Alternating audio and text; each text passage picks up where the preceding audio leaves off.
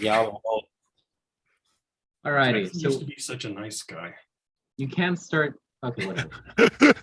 So in Anti-Oedipus, this first chapter that we read, the subject and enjoyment, I'm still not sure what the paranoiac machine is. He talks about how this paranoiac machine goes into other machines. Can anyone tell me what exactly the paranoiac machine is, how it comes about, or give any examples of it?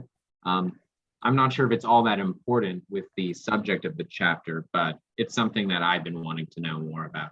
And I mean, in conjunction with that, the miraculating machine, because in the second chapter that we read today, those two are key: the paranoiac machine and the miraculating machines, and then the relation between those two. So, okay, I'll go. Okay. All right. So the paranoiac machine, that is anti-production. That's the kind of the repulsion of the desiring machines that the body without organs does. So this would be the second synthesis of recording the disjunctive synthesis. So this is going to be, okay, you got your first synthesis, you got your connective synthesis. This is the and. This is binary and linear connections. But in order for that to function properly, they also need to have some kind of external variation.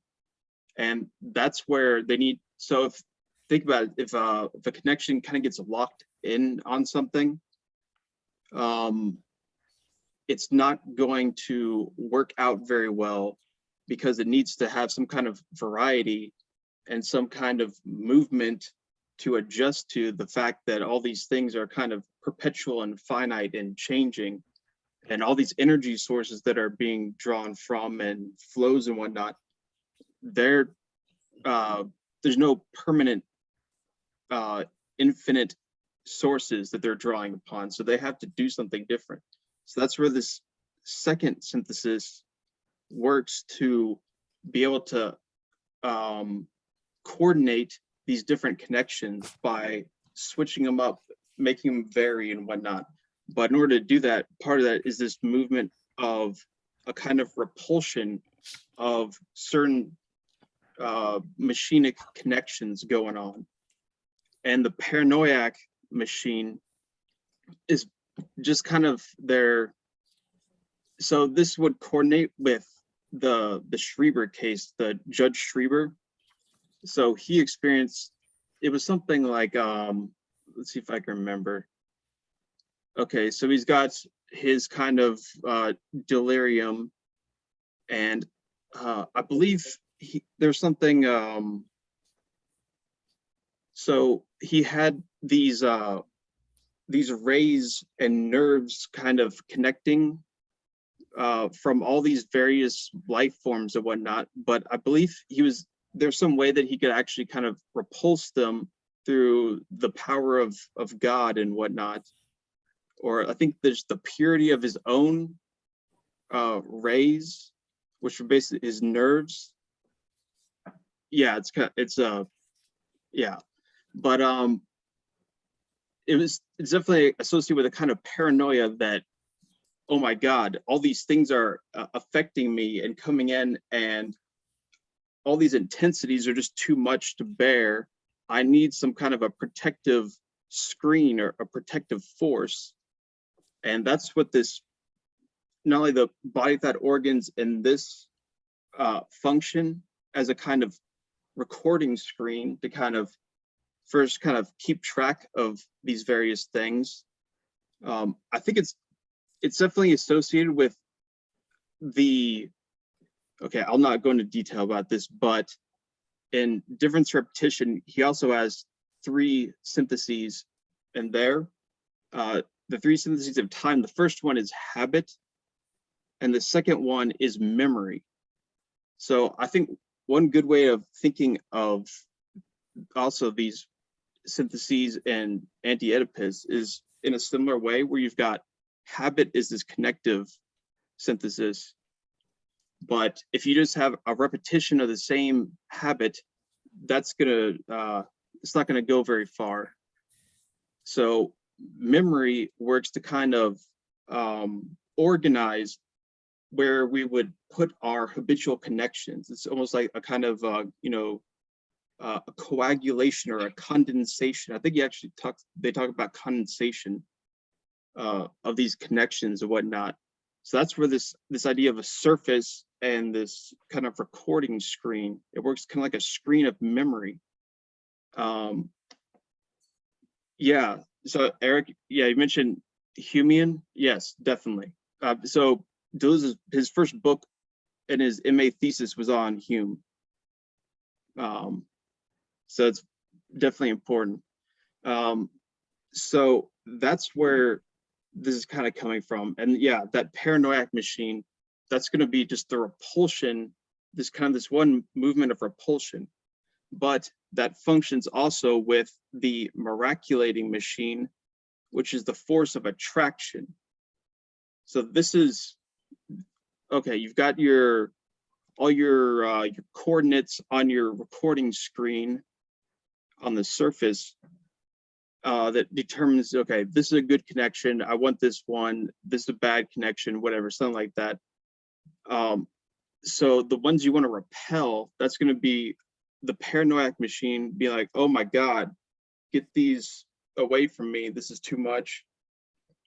But then the miraculating machine is going to be this kind of attractive force that wants to make these connections with certain desiring machines, where just the first instance all on its own is kind of this blind habitual repetition that doesn't have the ability to kind of make those decisions, decide these things. That's why the disjunctive syllogism or disjunctive synthesis is like a disjunctive syllogism, in that it's making an either or choice. So it can be an inclusive disjunction as well.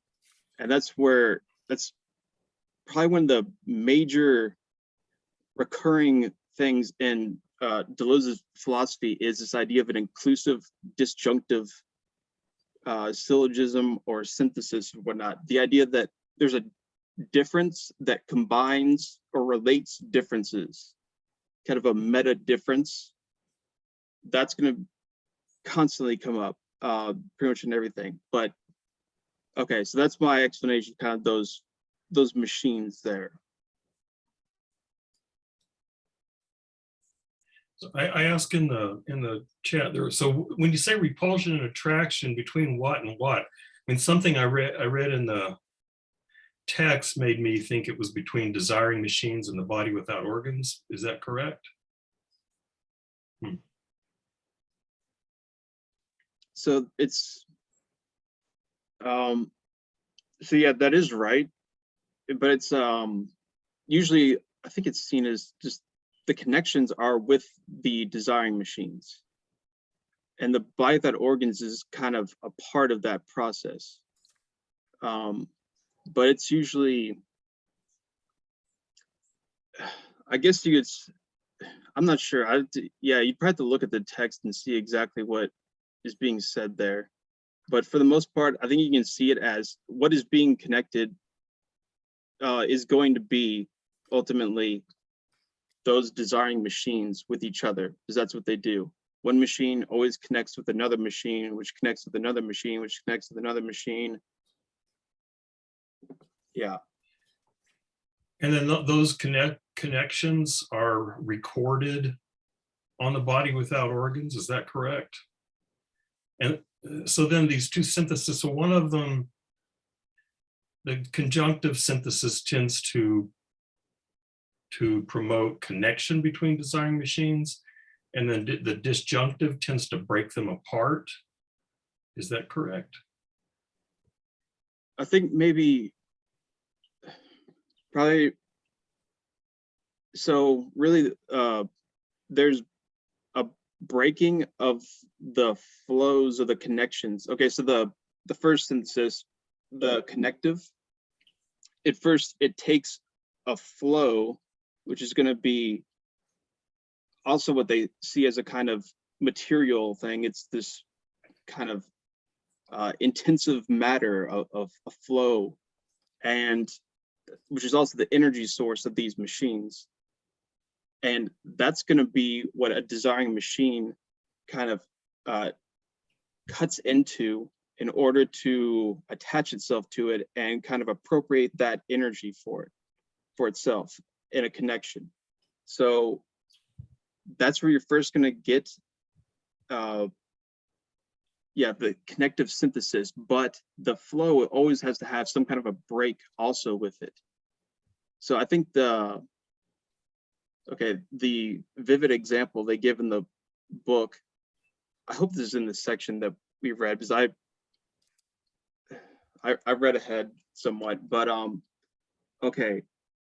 the anus is a vivid example they give.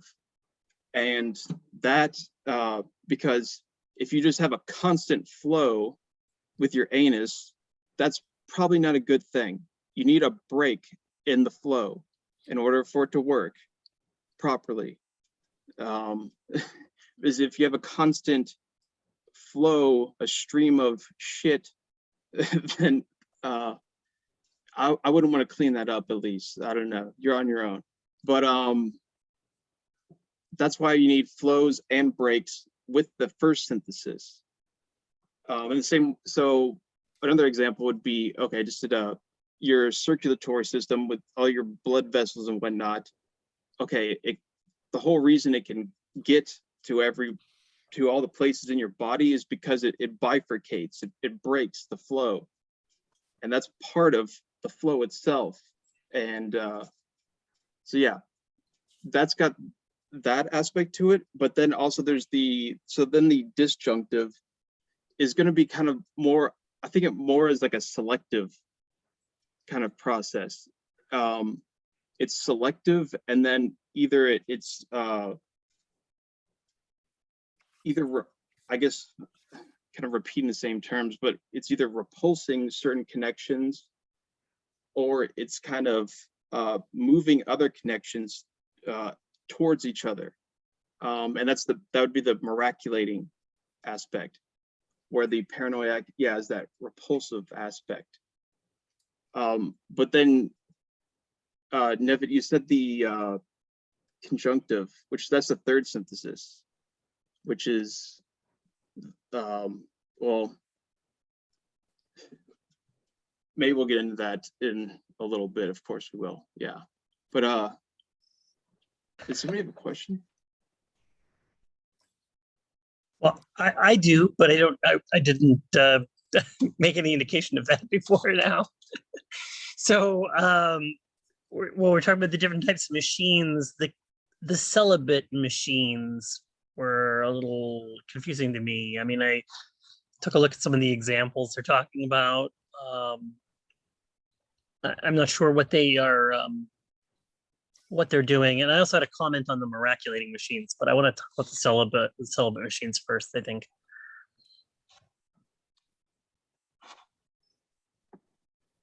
Yeah, so that would go straight into the conjunctive synthesis then, because that's what that's associated with. I should. And like I have like in my notes on the side of the pages, not that I feel like I don't have context to plug it in or make sense of it, but I feel like I'm just thinking like the associations I made with the celibate machine. Like I noticed him because when he brings it up, is this not in the same paragraph where he's talking about like how the subject is produced? And I was like hesitant on, just this conversation about the subject, but I saw the celibate machine being like associated with subject. This talk about like residuums, this kind of residuals. Also like enjoyment, he uses the words becomes reconciled a few times. So I kind of like create this constellation of celibate machine. And I'm just trying to see like where might we find more. I thought the residuum came up a little later. Did it come up there? Did I confuse where it came up? Yeah, the celibate machine is I believe that is so the third synthesis, that conjunctive synthesis, that's what produces the subject as a residual kind of energy emitted from. So you've got all the other stuff. You got this kind of pulsation of attraction and repulsion, and this kind of complex dynamic system. And then from there, you get this emergence of a subject as a kind of effect of the system. And that's where you're going to get your subject. But because it's this kind of pure effect, it's not going to itself be a causal force in the same way that designing machines are going to be. And this, I think, okay, at least in my mind, the way I see this is connected with Spinoza and his denial of kind of agents of free will, as kind of conscious agents of free will being the cause of things, where really you can see consciousness and these affects that kind of just hit consciousness or your body in a kind of direct way. Those are going to be effects, even though we think there's this kind of illusion inherent to these things. When they produce an effect, this kind of sensation, there's going to be this illusion that, oh, I did that, I'm responsible for it. So there's always this kind of critique of a sort of naive reading of free will caused by this conscious agent. I think that's kind of associated with that, where they want to see the subject as a residual effect, not a cause. So this is also kind of the fact that it's not an idealist kind of idea. It's where somebody like Hegel would, well, I don't want to say anything about Hegel, so I'll probably be wrong. Okay, maybe Kant instead. You got, it's the mind, or the transcendental unity of apperception. That synthesis is going to be what creates certain things. So that's going to be more of kind of a causal agent, although Kant definitely wouldn't say that. It's not causal, but that is going to be the opposite. Instead, they want to say that, no, the subject is what is produced as the effect. And it's produced as this kind of quasi-cause on the surface of things. And also it's connected with Nietzsche, and okay, so the lightning strikes, or it's not separate. There's no separate subject from the lightning and its force, its activity. They're the same thing. The same way the bird of prey is its activity of hunting the sheep. Without hunting the sheep, it will not be a bird of prey. So it needs, there's something like that also going on, I think, in this kind of idea of a critique of the subject. But when he says subject here, at least in this part of the book, this isn't yet, is it a like self-conscious awareness, like subject in the sense of subjectivity? I mean, is it That was that? where I was hesitant. I was just like, it's tempting to read it that way, but I'm like, who knows? I feel like maybe it's the precondition for subjectivity or something, but that I'm guessing it's not, like he's not literally talking about subjective self-conscious awareness, but am I wrong about that? So I think I don't think it's yet that completely self-conscious awareness. Okay, so first you've got your intensities going on, but then that is what leads to sensation as the kind of primary thing. So I'm somewhat basing this off of difference repetition, but where Deleuze, he agrees with Kant that sensation is kind of primary for this stuff. So intensity is the ground, or it's the ungrounding ground of sensation. But sensation is kind of that first level or whatnot of the emergence of elementary consciousness through. So he says that there's spatio-temporal dynamisms, and with those, basically with the appearance of kind of like extension in space and time, you will have a kind of also a correlate kind of elementary consciousness, or I think you'd see it as kind of like a pan-psychic, kind of pan-experientialist idea of kind of like there's this idea of experience or sensation that kind of goes along with these sensations, these material sensations. I think it's something kind of like that. So I think there would still be something else has to come along in order to get that that really self-conscious kind of human subjectivity, because yeah, what they're talking about is definitely not particular to the human subject, although that's kind of confusing because they're constantly using examples of the human subject, like Schreiber and whatnot. But that's at least my interpretation of it, based off some extrapolating from some of his other stuff, Deleuze's stuff. I had a question about just the idea of machines in general. Could you elaborate on what exactly constitutes a machine? Because the way I'm thinking about it is like something that is materially objective, whereas I'm not so sure, because then when I think of the body without organs,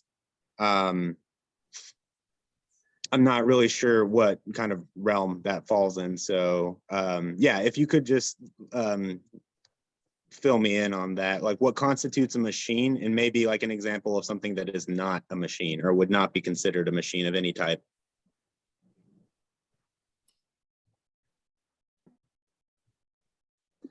Yeah, so I think this is definitely a confusing aspect, because what they're doing, you know, there's a lot of theorists who want to make this a very kind of concrete thing, very practical and applicable, but Deleuze and Guattari to a certain, Guattari is more practically minded, like praxis in like the Marxist sense. Deleuze is he's a true kind of classically trained philosopher. He loves his abstractions, and I think this is where you see there's a kind of fundamental abstraction to this concept, but that's intentional in the sense that they want this to apply on a very general level, because everything is a machine.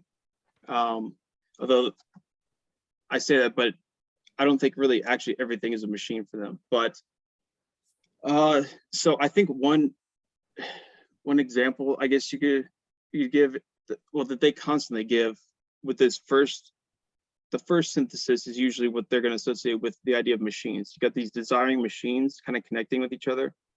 The idea of the breast of the mother and the infant's mouth, that's usually an idea of these partial objects and the connections between those. That's going to be what they consider to be a machine, or really that's a kind of a machinic connection.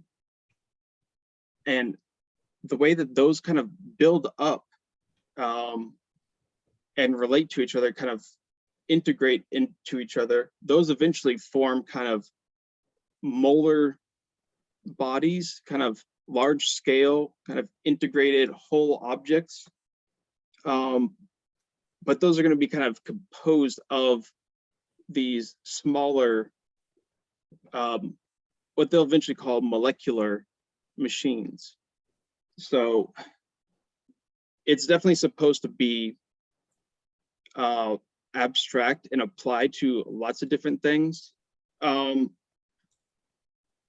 There's, you know, I'm not totally sure, because there's still a tendency to think of it in terms of okay, yeah, the term molar. It just basically, if you think of chemistry, which I don't know a lot about, even though 3 out of the 4 members of my family are chemists, but okay, you've got your molecules, these smaller things that are more kind of flowing around. You see, I know a lot about chemistry, but they build up to some kind of a mole of something, and it usually that'll be called a molar kind of object. So it's kind of like a larger, more stable kind of thing going on, where the molecular is more kind of like flows that kind of go in between the molar subjects or objects. But they'll get to that. So I'm kind of jumping ahead by introducing those terms, but Wanted to like throw out my thoughts on the machine thing, and feel free. I just am like experimenting with my understanding. So if anybody has more thoughts or corrections, but I see like the relevance of the machine, the word machine and production, and they're like pairing it with desire. And I'm kind of pulling this out of I started the Eugene Holland secondary source.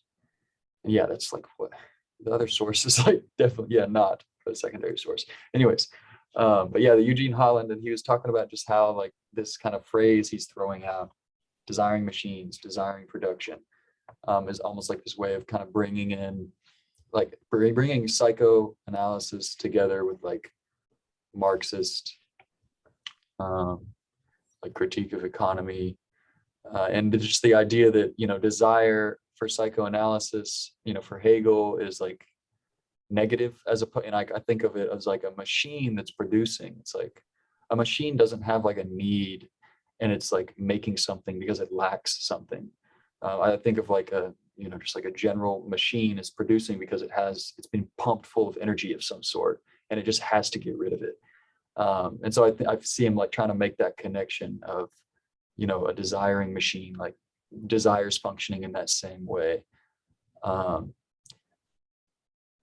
when I read machines, I see them just trying to like shift our thinking of desire towards this more like positive, productive spin on it, as opposed to the lack idea. Is it fair to say that desire is more of a social construct for a Deleuzian? Like when, or no? no, so yeah, so this is one thing, well, I guess they kind of get into it a little bit, because that was one of your questions, it was about the social production and whatnot. So yeah, desire construct, what Eric said in chat, yeah. It's, so social production will kind of interfere with desiring production, because it is just a mode of desiring production. It's you know, they won't agree with this term, but you can see it as like it's a species of the genus of desiring production. You know, they hate that distinction, but yeah. So social production will always kind of interfere with desiring production, but there's desiring production that is not, kind of goes outside of social production. And that's what schizophrenia is. Schizophrenia is desiring production that's kind of eluded social production, which is this kind of coding of desire into more or less these kind of fixed ways of doing things. You think of just like social rules of various types. That's what they're saying. That's what social organization is kind of built off of, is this way of, what do we do with this excess of desire, this accursed share? that this excess of energy that we must expel. You know, so obviously I'm talking about Guattari for those who know. But we've got this general economy of this excess of desire. How do we organize it? That's going to be social production. And that's going to work through these codes, which are kind of just like, you can think of them just like a law of, you know, a code. Like, don't do this, do that, you know, something like that. You know, don't marry your sister, you know, something like that. That's going to be what's organizing social production. And that's where it'll definitely have an effect on desiring production, but the schizophrenic process is going to be something that will go outside of those codes. It scrambles those codes. And yeah. So what is desire then in general? Maybe there's no way to answer that question, but my sense is that, you know, that like you said, the subject is a residue or something like that. It's kind of something that kind of get like a little thing that kind of pops off on the side. It's not primary. And so the desire is not primarily about consciousness. It's not, that's my guessing. It's not primarily about even necessarily biological entities. That desires, and I'm tempted to use the word metaphysical principle, although, you know, maybe they would resist that. But that desire is it's like a foundational, I don't know what to call it. Yeah, an ontological principle of some kind, and that maybe human desire is related to that or derives from it, but he's not primarily talking about human desire. Is that correct? That resonates. I was going to reference, I heard Todd May, again, I was kind of like listening to he has like a lecture series on Deleuze's difference and repetition, but just in his introduction, he was saying like, you know, yeah, materialists are like kind of constantly confused by the question of like, oh, where does consciousness come from? How do we get a mind out of, you know, atoms? And Todd May had said something like, yeah, Deleuze, and he identified him as materialist, wants to say that like, yes, that materialism, let's go for that. And then he says, well, there's something more interesting about matter that, you know, materialists don't tend to recognize. And I think this like desire part of it, you know, I'm tempted to lean into to seeing that like his input of desire into mechanism is kind of his way of like making matter more interesting, and like, you know, which would make sense of how we get something like consciousness and what we think of as desire out of just, you know, material. I'm also looking at that, just the little quote he has on page 22 at the end of that first paragraph for the chapter 4 or section 4, where he says, introducing desire into the mechanism and introducing production into desire. So yeah, that to me just supports this point of how we want to think of it as, you know, ontological or. So here's a really basic question. Again, when I ask these kinds of questions, I'm afraid that it's exactly the kind of questions that these guys don't want to entertain. So, you know, maybe this is one of them, but, you know, I'm trying to think of like what's primary here. You've got flows and you've got desire and you've got these desiring machines. And, you know, what I'm tempted to say is that, at least in the context of this text, say, as opposed to, you know, so in difference and repetition, what's primary is this field of difference. What I'm tempted to say is in this book, what's primary is something like flows, that there are all these flows that are interconnected and disjoined and so on. And then somehow these desiring machines break, or I don't know how to say it, they interpose themselves in these flows. And then so I guess there's, if I think you told me once, there's no different there, that desire and desiring machines are, or maybe it's, I saw something in the text that there's not really any distinction there. Desire and desire, that's why he calls it desiring machines, desiring machines. And so I'm wondering, is there any way to articulate the relationship between these flows and desire and desiring machines, and why do desiring machines arise in the first place? You know, if there are these all these different kinds of flows, you know, why do they come about? Because God.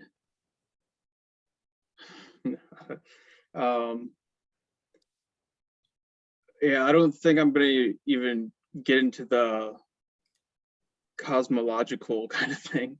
But yeah, so I think, okay. Maybe maybe what, just to back up, maybe what they're doing is something like describing giving what they believe is the best description of what's happening, rather than trying to explain where it came from or why, but just saying, if you look at the world, this is what's going on. Is that a better way to think of it? Yeah, I think so. So they're not trying to completely build a system up just from, you know, axioms of reason or anything like that, but Deleuze especially is a Spinozist, and this is it's using basically the same structure as Spinoza, basically, generally. So I think what you could, but also I think really to answer specifically that last question, so Deleuze calls himself a transcendental empiricist. So what does that mean? The given is empirical, it's experience. We got experience, but then transcendental is basically, how do I get there? So for Kant, transcendental means the, you know, conditions of possibility for the experience. So I've got some kind of experience, seeing all this cool stuff, you know, how is that possible? That's going to be that transcendental explanation. But Deleuze is going to disagree on conditions of possibility being working for a transcendental philosophy. Instead, he's going to say, no, it needs to tell us what actually generates experience. So the genetic conditions for these things. So I think he's thinking along those lines of, you know, working from experience. How do I think of what then is able to account for the generation of these things? And then that needs to be a principle that is immanent. It needs to be a system that does not introduce transcendence into its kind of basic structure. So what does that mean? It's good.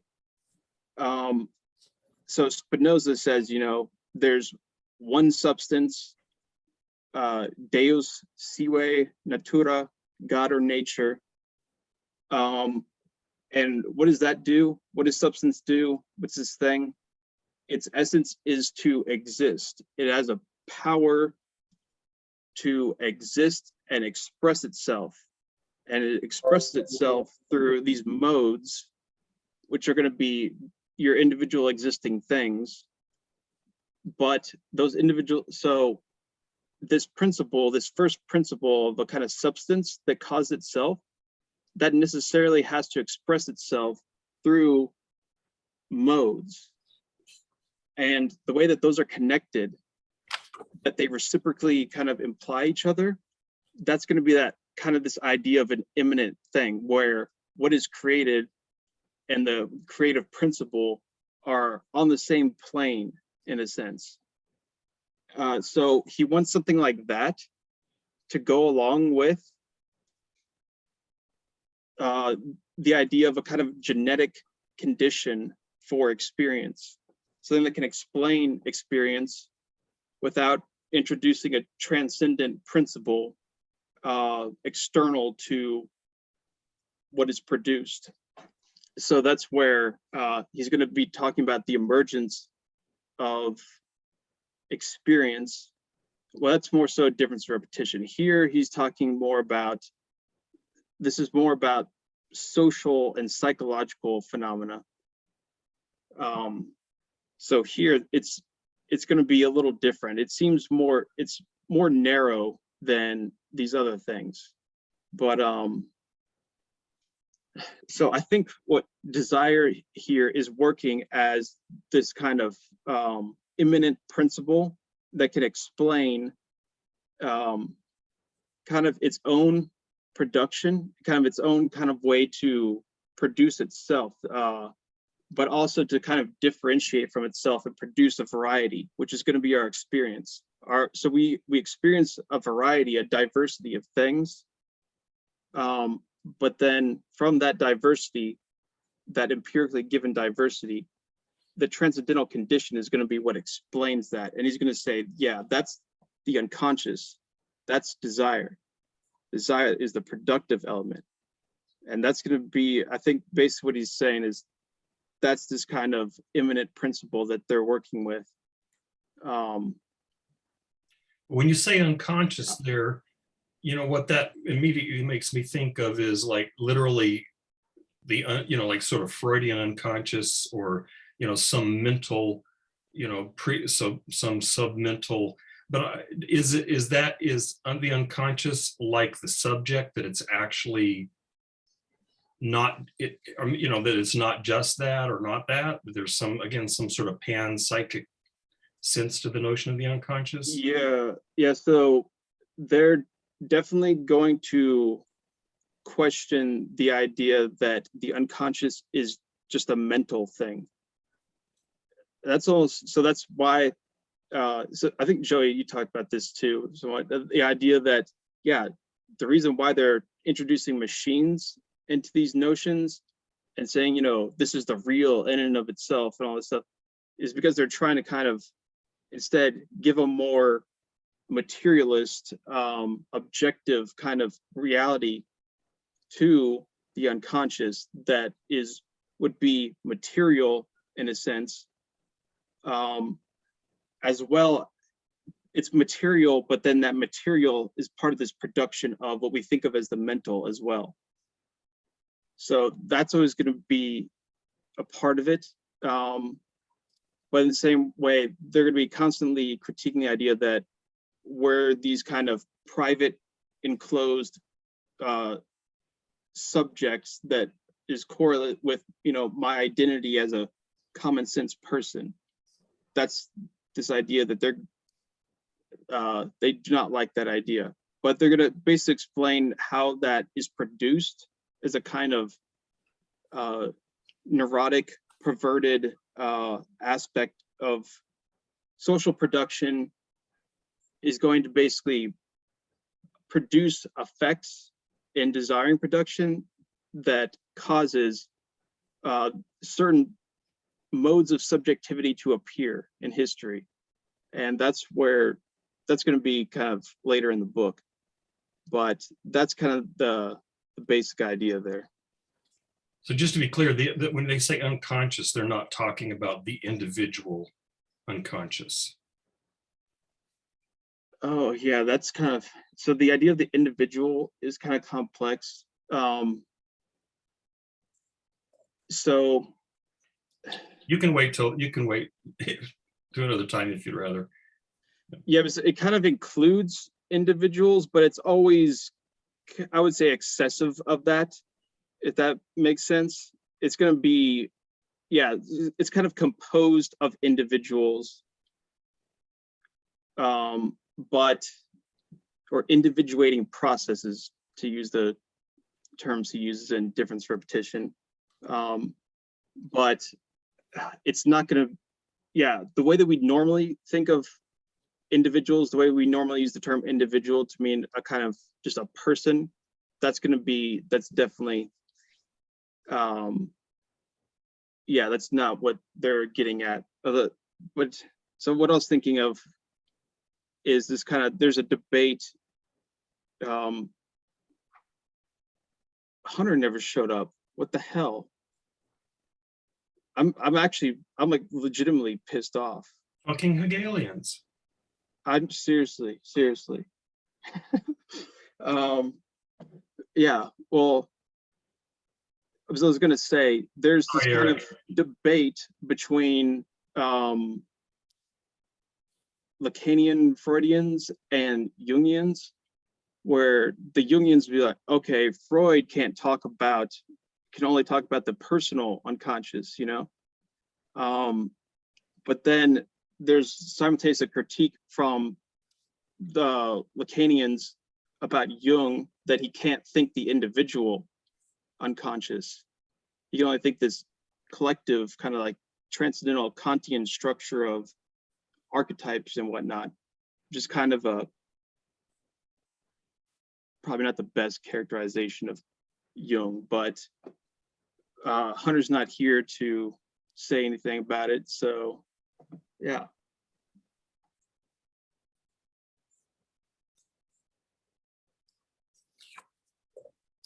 Mario, I don't want to put you on the spot if you'd rather not speak, but I was wondering if you might have something to say about this thing.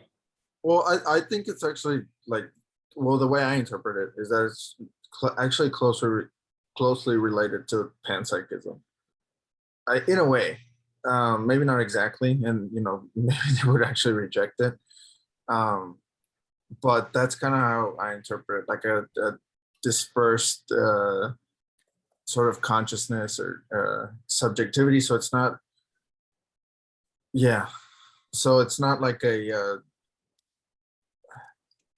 when they talk about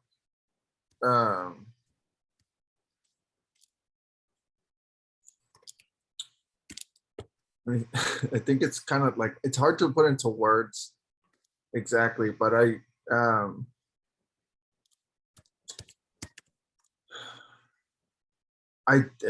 think this also lines up with the will to power from Nietzsche. It's kind of like the actualization of things, or like a push towards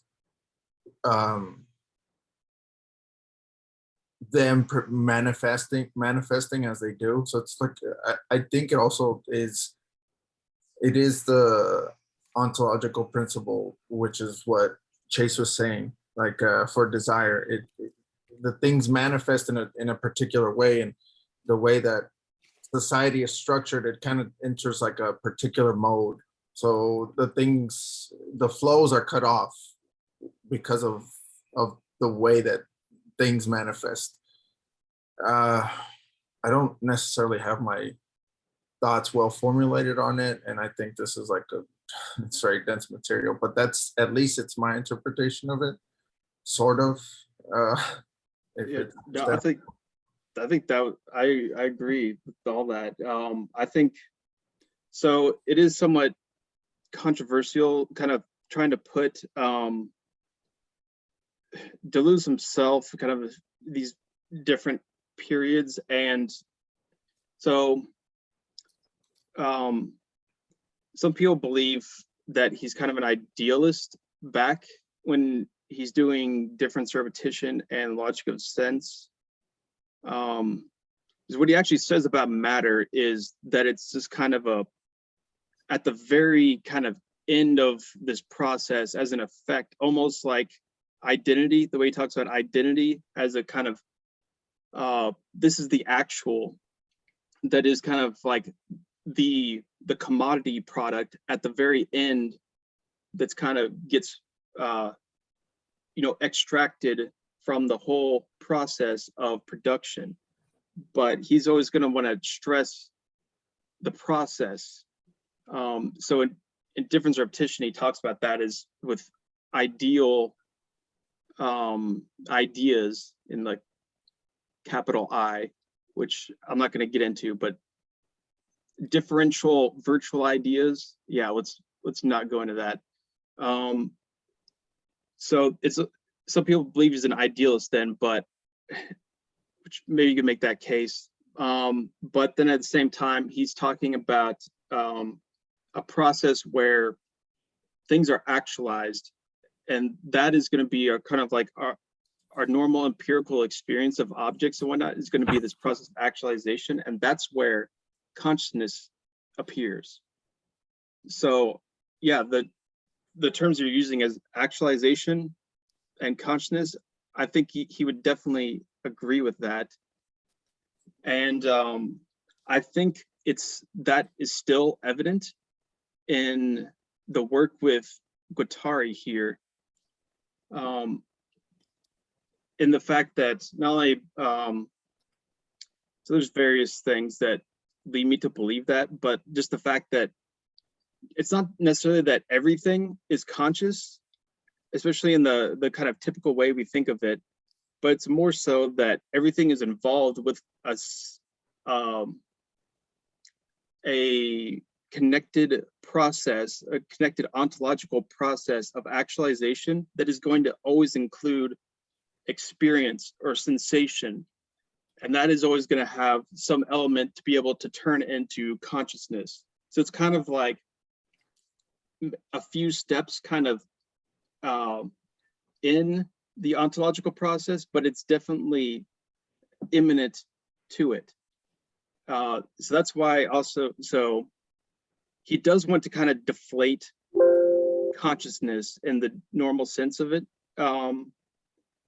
But that doesn't mean that it's something that's outside of the imminent process of desire, even though that's unconscious.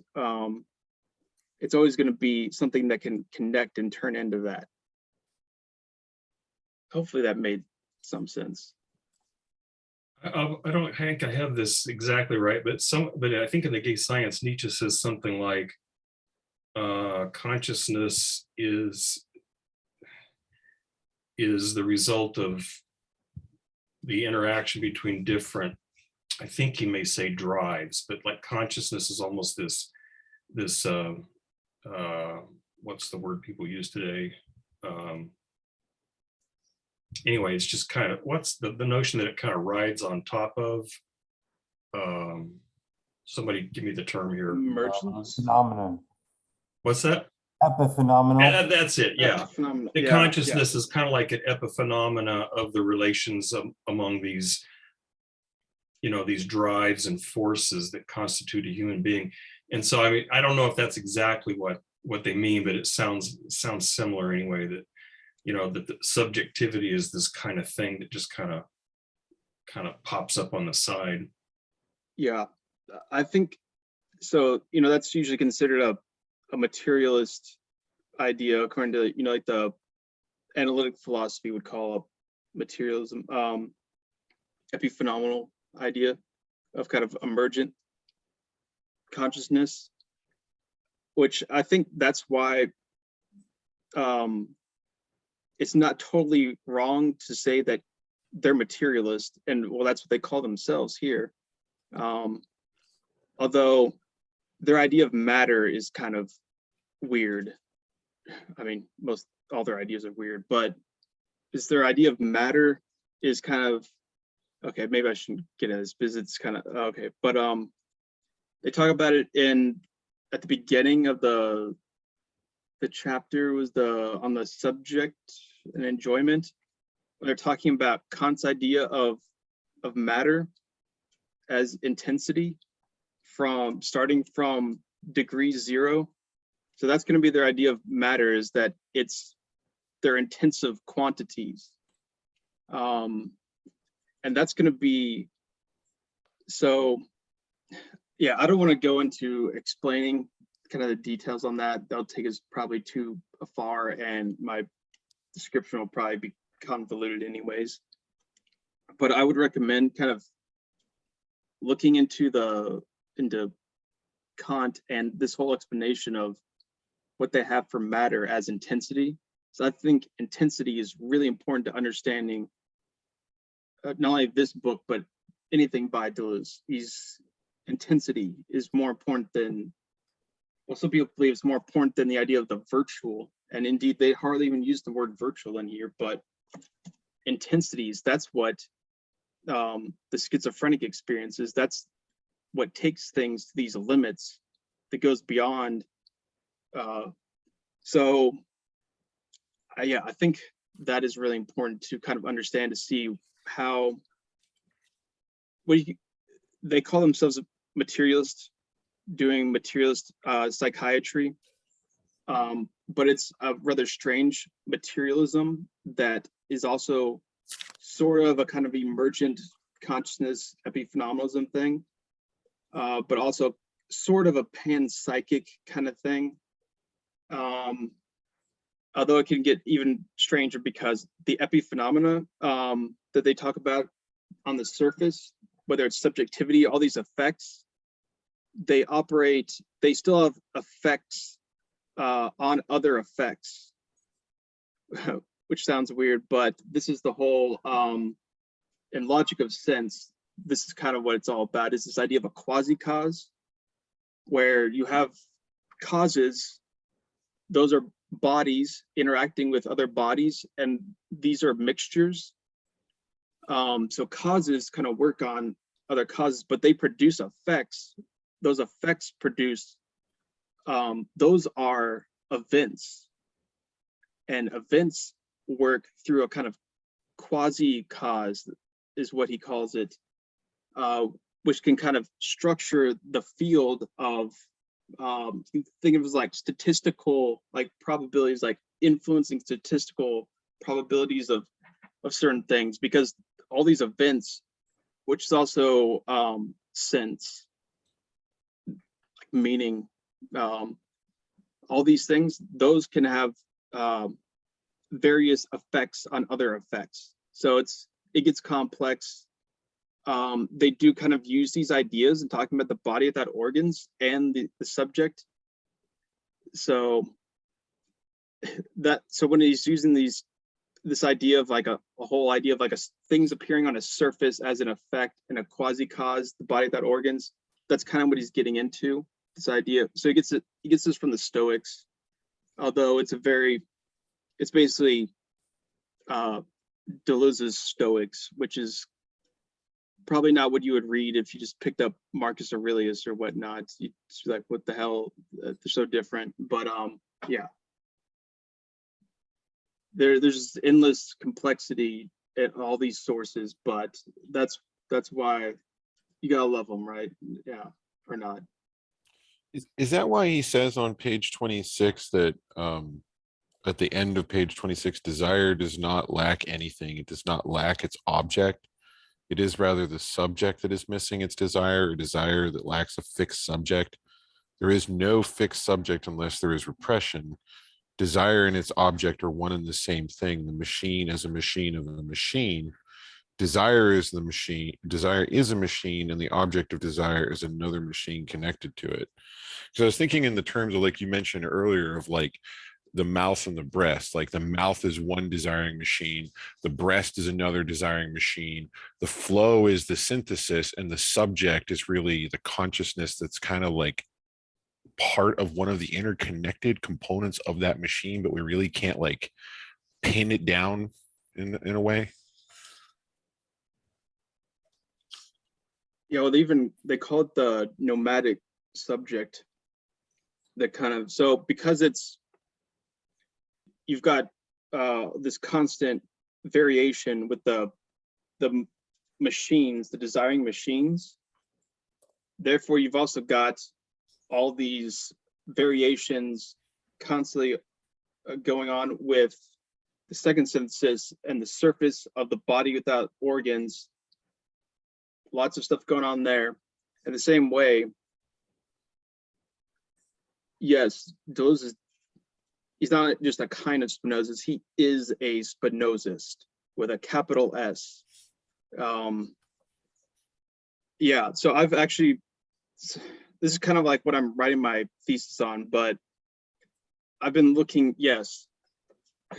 So some of these people have figured out all these correlations with his idea of Spinoza and this stuff, which is, it's so detailed. I don't, like, you could basically take almost everything in this book and connect it with his reading of Spinoza. It's crazy. But that's one of the weird things that he does. So he has like his his holy trinity, Bergson, Nietzsche, Spinoza, and almost everything that Deleuze produces, you can connect to all of those in some way.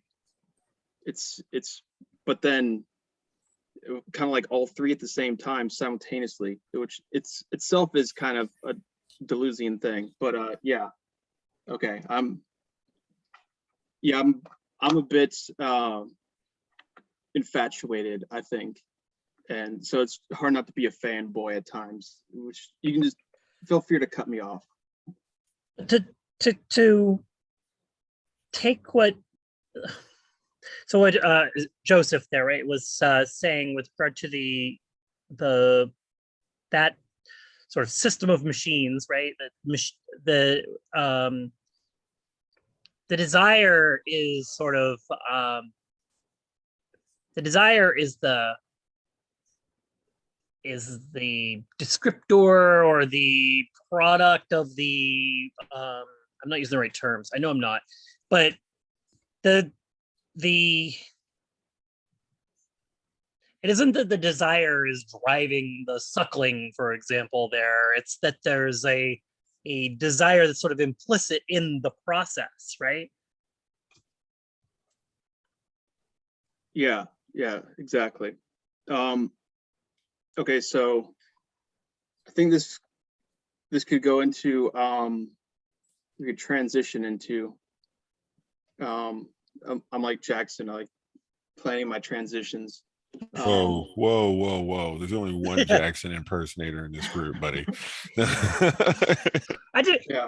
Well, Chase, So- can we do a quick diversion actually before it gets too far along here? I did earlier want to ask a question, and it's kind of, I think maybe it's like overcome by it. Maybe we've gone way beyond it, but back on the miraculating machines, I had wanted to ask a question about the references there, and if there was a purpose if you thought there was a purpose to those references.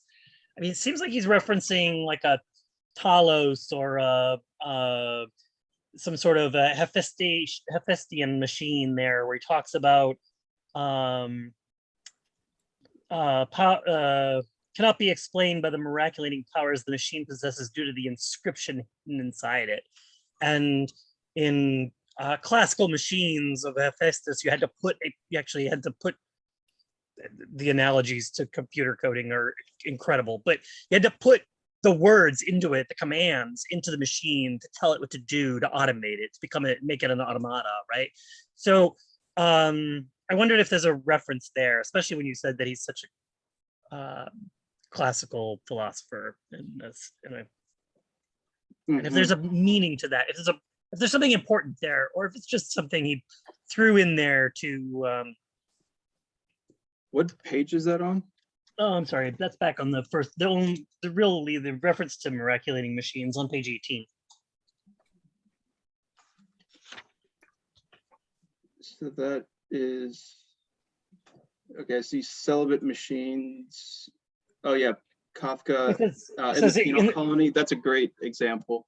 Where he says, in the second place, this transfiguration cannot be explained by the miraculating powers the machine possesses due to the inscription hidden inside it, though it in fact contains within itself the most impressive sort of inscriptions.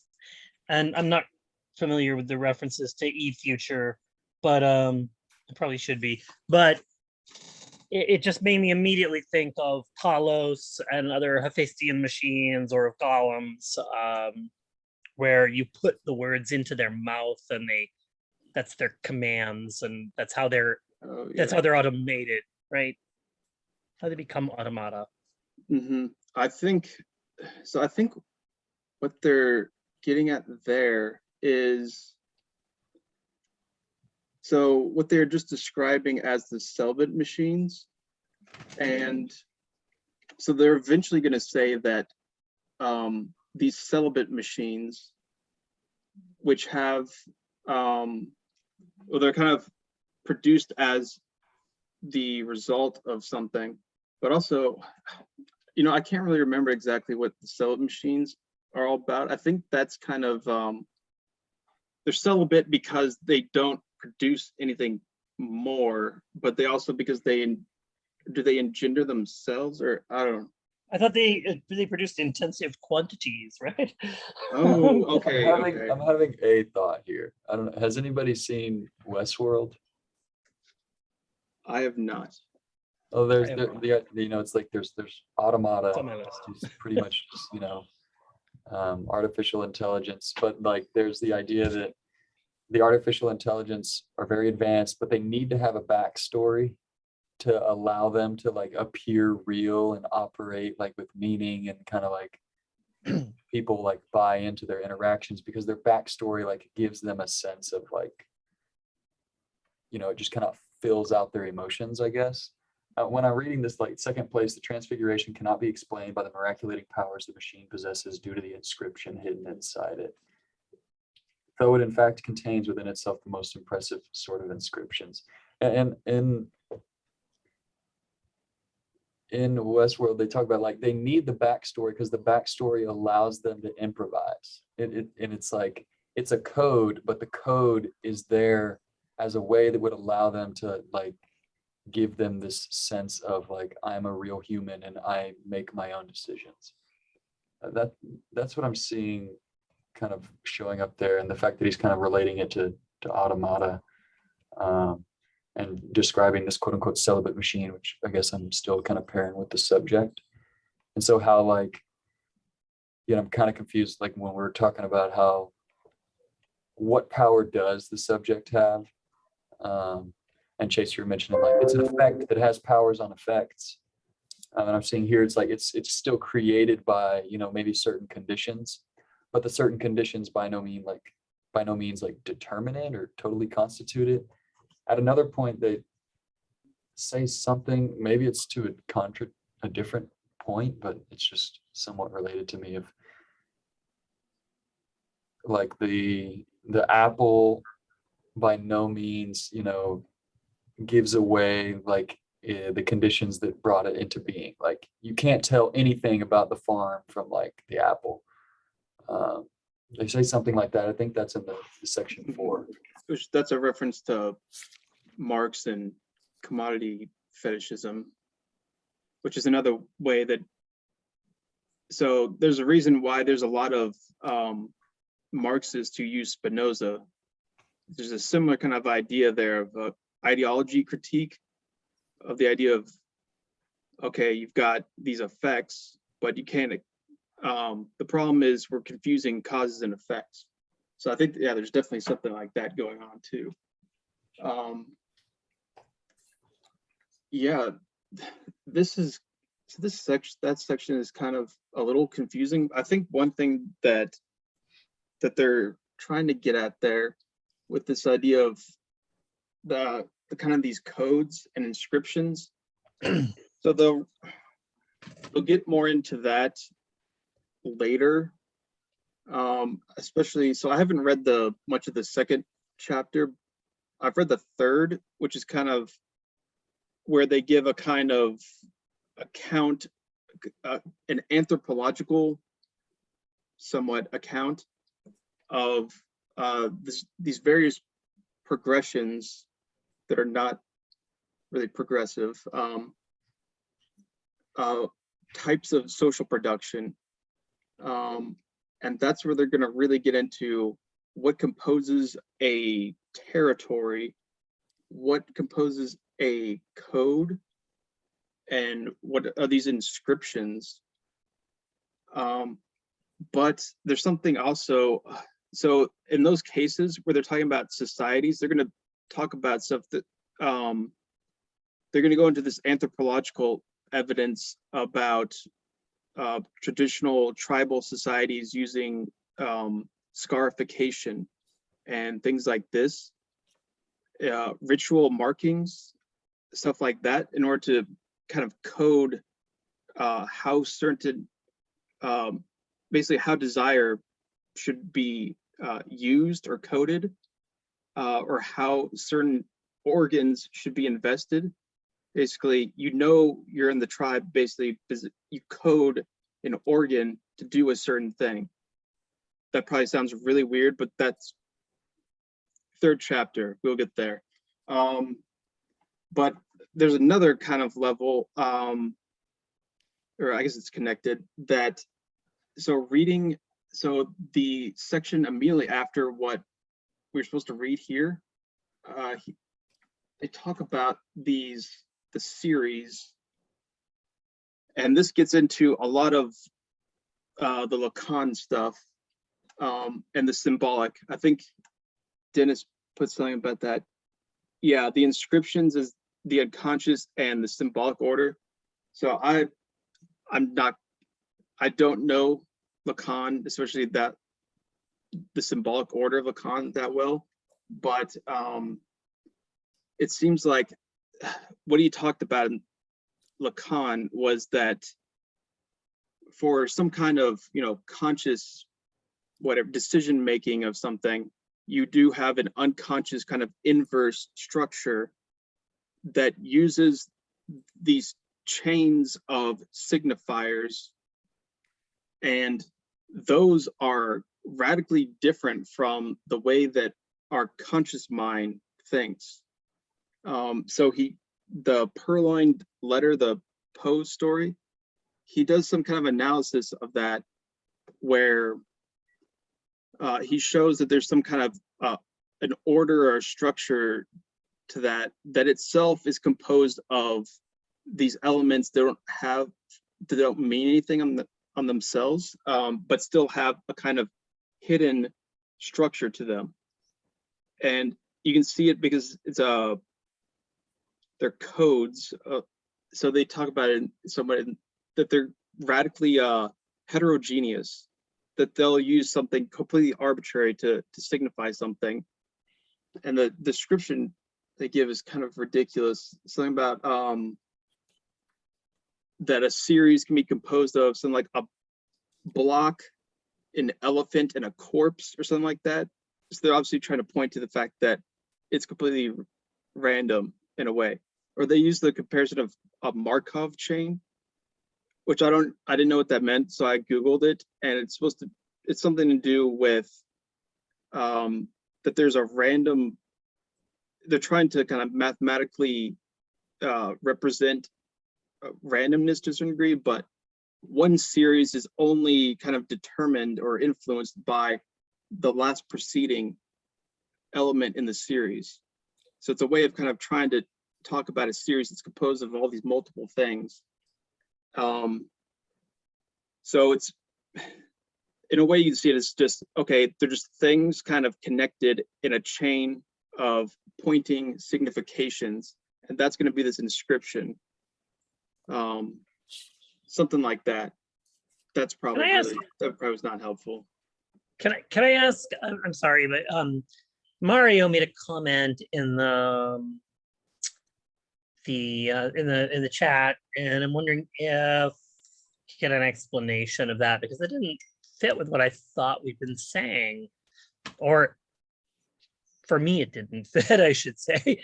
And so I think I need more explanation there on what Mario is saying, if that's possible. Yeah. So I think desire is just a very fundamental driver. I think we mentioned that a little bit ago. But I believe that I think desire is it kind of tries to just flow, and it just is in a way. I'm also I like, one of the questions I have is whether desire is a flow among other flows, or if it's the flow. But I think it just tries to it tries to be a certain way, but when it enters into our reality, I guess, if we can put it that way, it's limited to actualizing in that limited space. So if we try to interpret it in a human sense, it becomes even more limited, obviously, right? So I think like for example, with need, I think it produces need.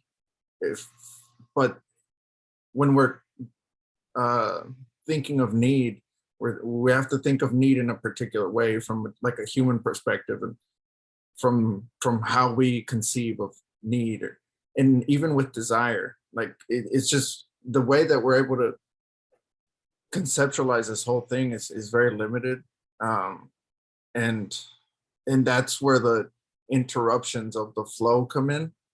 I think we're just not, it's not something that we're able to comprehend. I think it's just something that it exists independently of human concept. I guess my confusion is, I thought we said that desire was a residuum of the machine, and did I misunderstand? I didn't think it was a force in of itself. I'm thinking, is not the desires a residual, or the subject is residual? Oh, you're right. I misunderstood. Subject is a residuum of the desiring machine. So I think one thing that might help I, is the I, thing I still about- think I'm troubled by the idea that the desire is a force, I guess, but that didn't seem consistent for me. But maybe I'm just not. It's not clicking. Yeah, so desire is production, which that's going to be kind of their main way of describing kind of ontology, is going to be, you know, how does this complex process of reality occur? If you want to put just one kind of infinitive verb on it, it's to produce.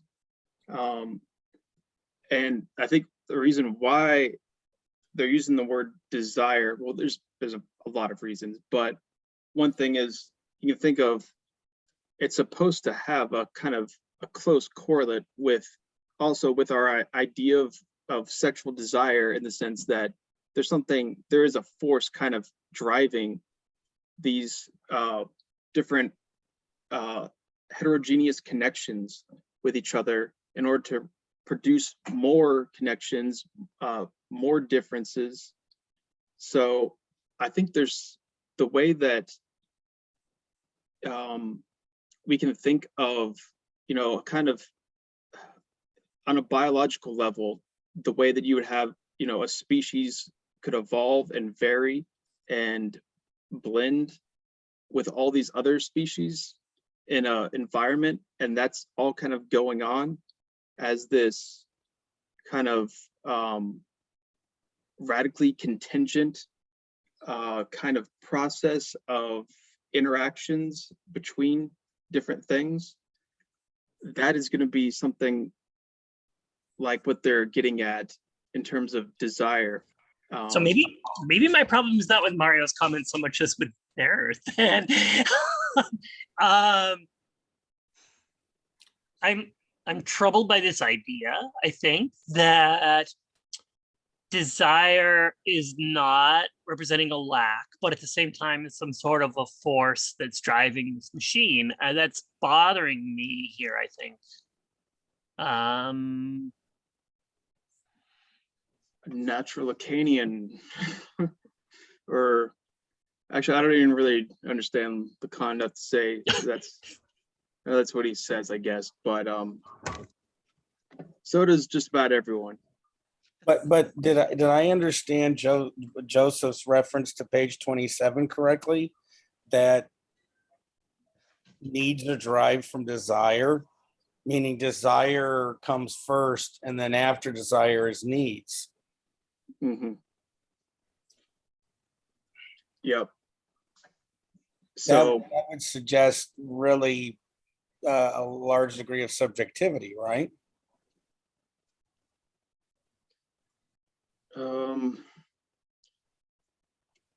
I don't think so. Needs for like basic human needs. People need fresh water. They need food. They need a minimum amount of medical care. We usually don't think of basic needs originating with desire in normal discourse and normal use of those terms. So I think you could also think of it as, things need energy sources, but even, like a car needs fuel, or, your computer needs electricity. So I don't think it necessarily has to do with subjectivity, although I think there is something definitely. So I think the reason why we have trouble with this idea is because we think of it from that perspective of consciousness and subjectivity.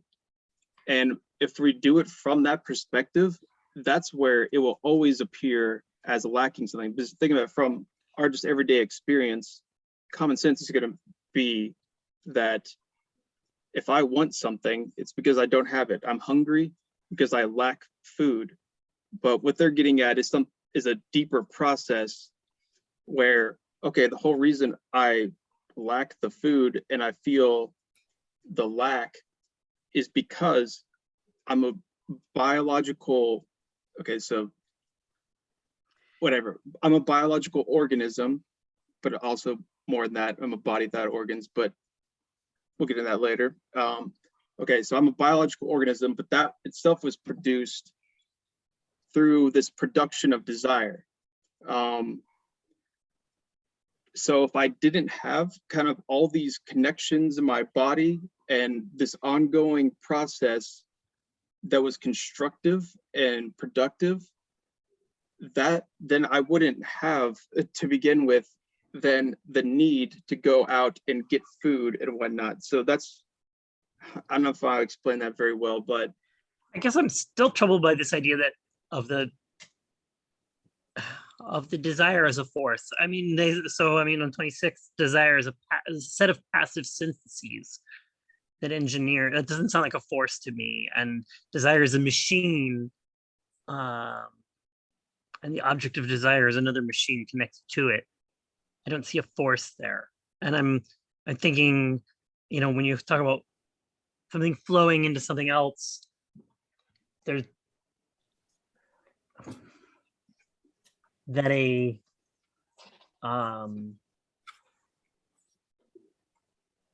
forces, the term forces, I think, pushes me more towards the idea of lack. And I don't know, maybe I just need to think with it more. I have an example, maybe, I don't, Chase, tell me if I'm wrong. And this is a limited example because it's just in the domain of, a social structure. But in the Republic, Plato, or Socrates initially designs this simple city, the objective of which is to satisfy all human needs. But then, his students say, yeah, but people aren't going to be satisfied merely having their needs met, because they have these desires that exceed their needs. And so then he says, well, then let's design what he calls the luxurious city, which is the city that aims to satisfy desires in excess of needs. And then that becomes the Republic. He turns his back on the simple city and he says, well, yeah, that seems to be the way we are.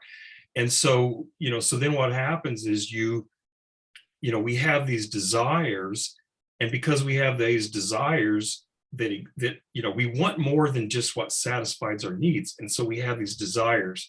And so then what happens is the desires produces the need for more stuff, so we need luxuries, like he says, now we need jewelry and prostitutes and all this other stuff. And then once you satisfy those desires, the way human desire works, it's never satisfied. Once you satisfy a certain set of needs, desire expands and you want more, and you always want more.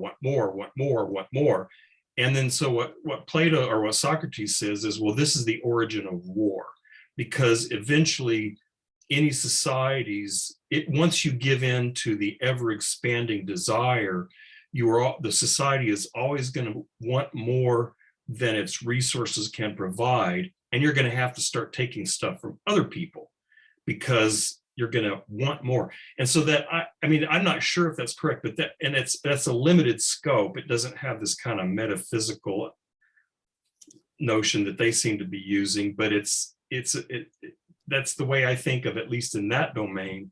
You know, the desire, we just always want more. The desire is always, once you're satisfied your needs, you want more, and then what you think you desire, now that becomes a need. You know, so if you think about like the difference, what counts as a need in America versus what counts as a need in some poverty-stricken country, you know, we think we need you know, a house with plumbing and electricity and all of that.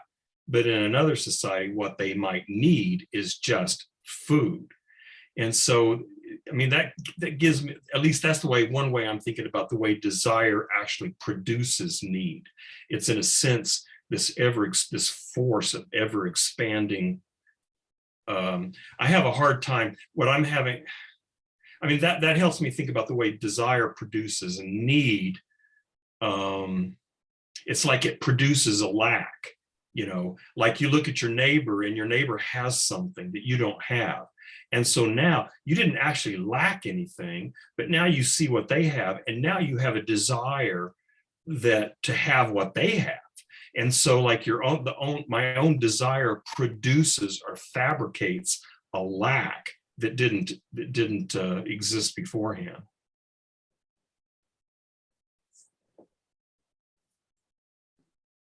Yeah, I think that's a really good illustration. But then how are need and desire really two different things according to this book? Yeah, they're distinct. So this is another kind of Spinoza's thing of, okay, what produces something is going to be formally distinct from what is produced, but they're still related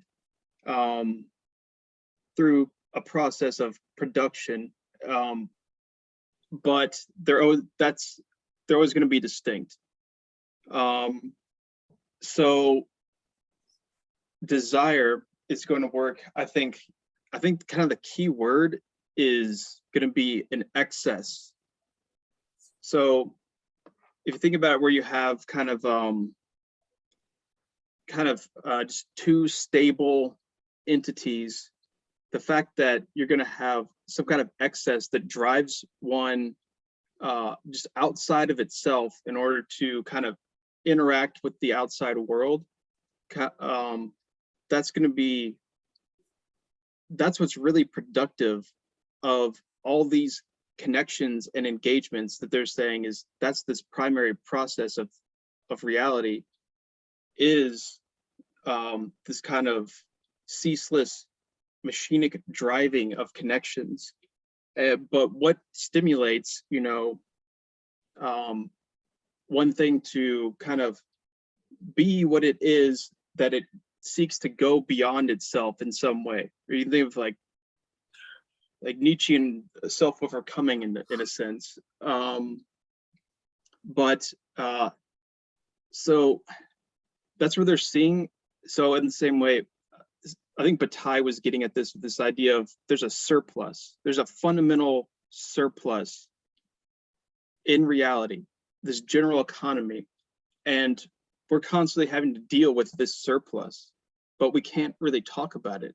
It's an accursed share. So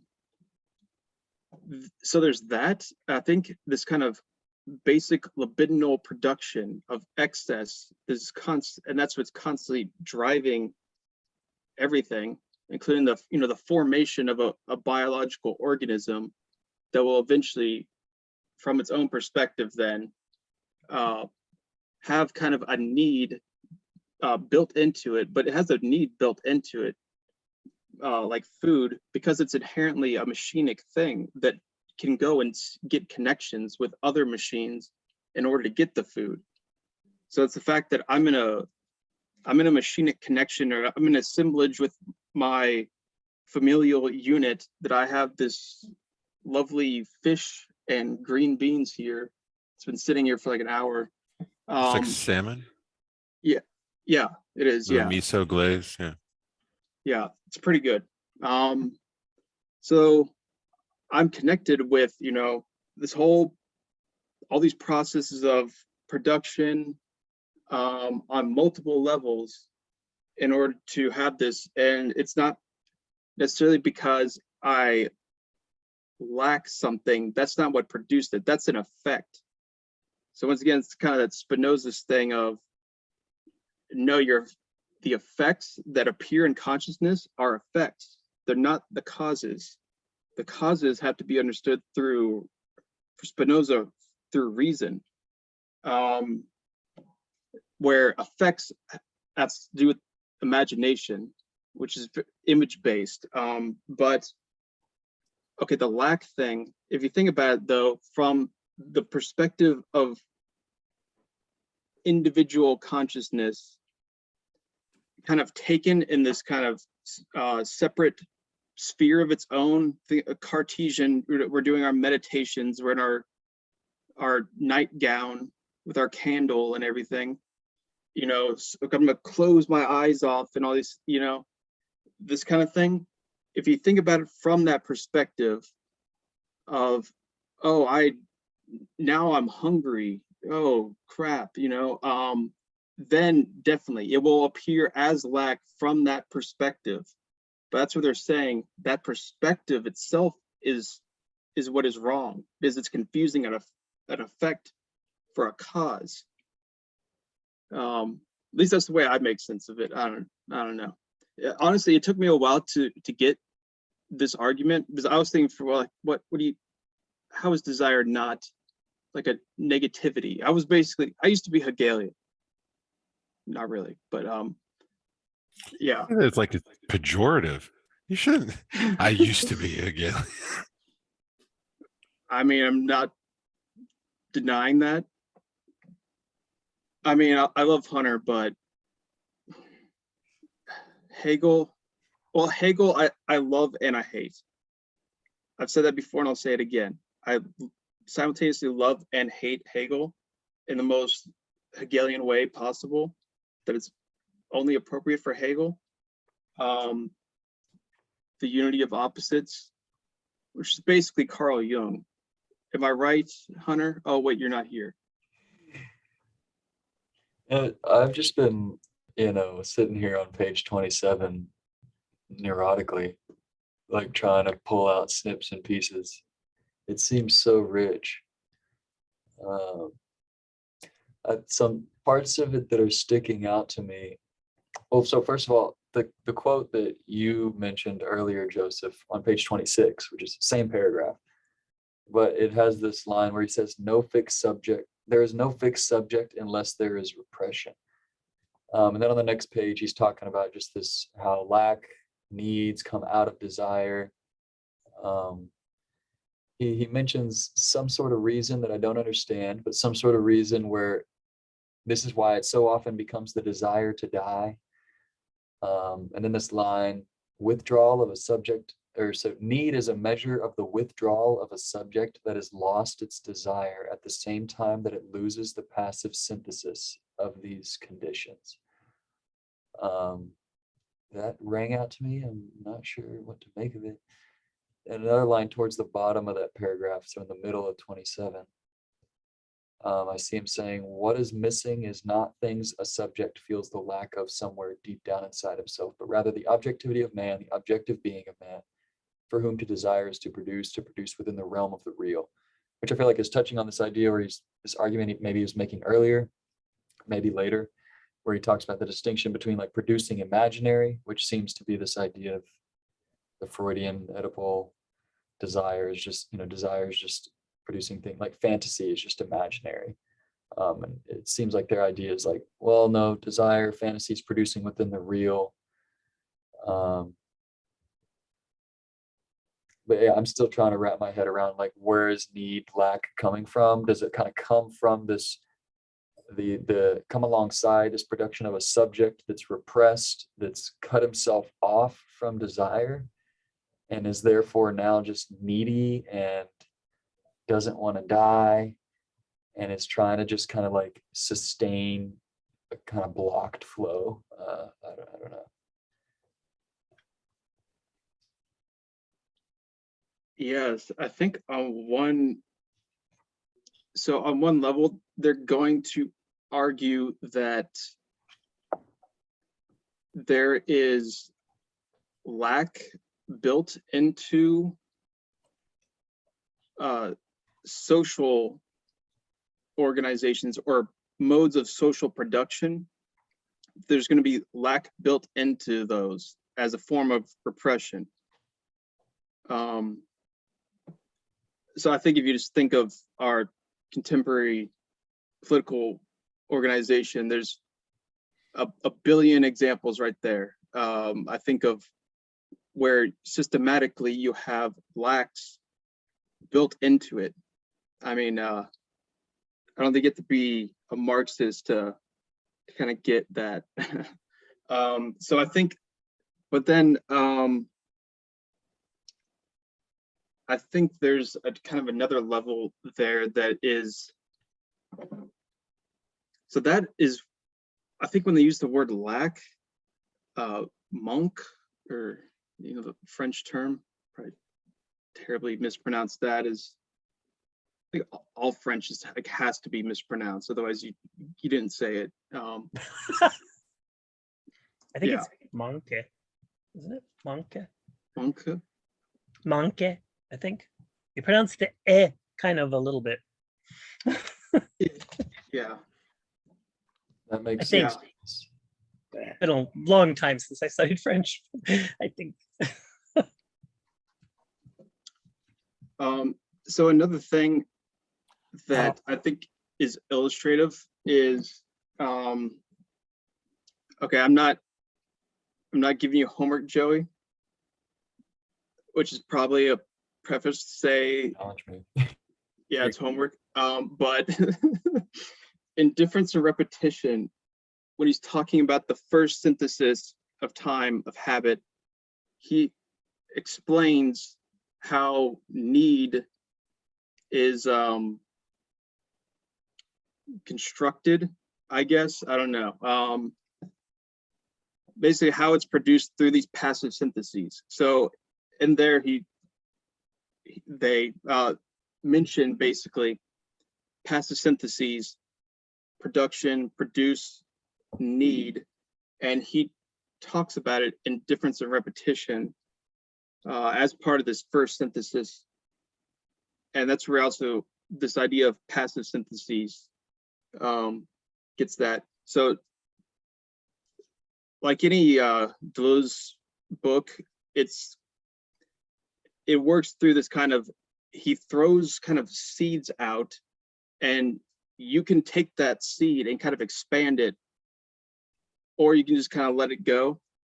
But everything has this kind of rhizomatic ability to lead you on a rabbit hole. And that's one of these. So a passive synthesis, though, don't worry about that. Basically, it just means a synthesis that doesn't involve active consciousness. That's basically, I mean, there's a lot more to it than that, but that's basically what they're saying. They? Yeah, so Deleuze and Guattari in this sense, Oh. yeah. I appreciated Dennis's comment in the thing, this idea that, desires lack alienating people through ... And then like, at the phrase 27, now I see like desire then becomes. So I see them like trying to show, maybe Mario had said this earlier about like, the like need and lack kind of like, just like give desire this new sense that ends up like trapping us in that lack idea. And then I see him saying like, well, if we are to think of lack or to desire, so it's making sense of that quote that's towards the bottom of that paragraph. He says, if we are to make sense of desire as lack, it wouldn't be lack of the object, but lack of like objectivity in man. And what he's saying is like, this new desire is really just, lacking its connection with the real, which is like what it initially was, I guess is their argument. So, but you're saying that in their formulation of it, desire exists because of a perceived lack of the body without organs. And because it recognizes a lack, that's the source of the desire, which then leads to express needs. I think that desire produces lack as well Yeah. as need. Okay. And, you know, when I have this sort of vague sense, so like if there is desire as sort of a primary motive, so there's desire, but then desire wants to be satisfied. And in order for desire to be satisfied, there must be something that can satisfy it. And so there's this sort of primal desire then fabricates a need or a lack that can satisfy that desire. And it so I'm wondering if this is the basis of why desire is productive. You know, that desire in its essentially is a desire to be satisfied. And so there's this sort of bare desire, so it generates a lack or a need. But then when that lack or is filled or that need is satisfied, the desire still remains, or, you know, pushes beyond that and generates another lack, another vacuum. I forgot the term they use, vacuole or something, produces this lack. And so if desire is the sort of the basic, I don't know what to call it, drive, force, something, there's always this drive which always wants, but in order to be satisfied, it has to create something that will satisfy that desire. But as soon as it's satisfied, it goes on and wants something else. And so I'm wondering if that's the basis of the productivity of desire, is that it's constantly producing new lacks, new needs, and therefore or fears of lack, right? It says it's a fear of lack. It's creating So yeah, Right. and that's going to be social production, which social production is synonymous with social repression. It's ultimately what they're going to say. Well, is desire, are they saying in effect though that desire is in some ways false, meaning it's because of human alienation? That even Sorry, sorry. and experience it, it doesn't mean that that's how things might be. I think Joey just put something in there. I think what they're saying is desire as lack is false. I think desire is true. If we stick with this idea, as Nevitt said, that it's some kind of possibly primary drive, and that we mentioned earlier that like pushes us towards the world, and everything perhaps everything has some form of desire, and everything is connecting through these flows of desire, and it's not just a linear thing, it's going in many directions all at once. But yet the moment that desire is reaches a state of perversion, it becomes this idea of lack, in which I need only this thing, and I need only the thing after that, and then this and this and this and this, where it's this linear production of things that I need, and I fear that if I don't have them, then I'm lacking something about myself. Whereas, and I think that's the key to the schizophrenic, and why I think they say, if unless I misread it, that capital attempts to create the schizophrenia, to where you want things in all directions, but it's not what the schizophrenic is about, so to speak. And that's why I think Deleuze and Guattari is saying that the schizophrenic is a much better model of how things are, that oneness with everything, this realm of the real, rather than the neurotic, because the neurotic, who has this narrative of what's going on in the unconscious, is solely fixated on only one thing that will cure it. But then once they're cured, and that transference is gone in the sessions of psychoanalysis, something else is bound to prop up, and they need something else, and they need something else. And that's, at least that's my interpretation of what's going on here with desire and lack. In line with that, on that same page 27, he makes that reference. Revolutionaries, artists, and seers are content to be objective, merely objective. To me, I'm like thinking of like the example of an artist, someone who's almost just more so fascinated with this idea of like making connections, and just kind of like displaying things in very creative ways that has nothing to do with like their ability to survive as a subject, as a human. It's just this kind of like, yeah, I imagine that kind of like divergent flow. Right, because I imagine like the artist or the revolution, especially the term of a revolutionary, is someone who is removing themselves from that symbolic order. They're taking themselves out of that society that has the inscriptions of the socius, and they're no longer part of that. You know, so it's something. It's in some way it's catastrophic to actually have a proper interpretation of desire, because it eliminates you as subject, and it's an affront to what capital in this context is attempting to produce. But wouldn't a successful revolutionary have to really understand the existing society polity that they're in to articulate alternative vocabulary that would resonate with people in the face of long-lasting institutions and systems of discourse? So I think on one level it's a good strategy for a normal person to have.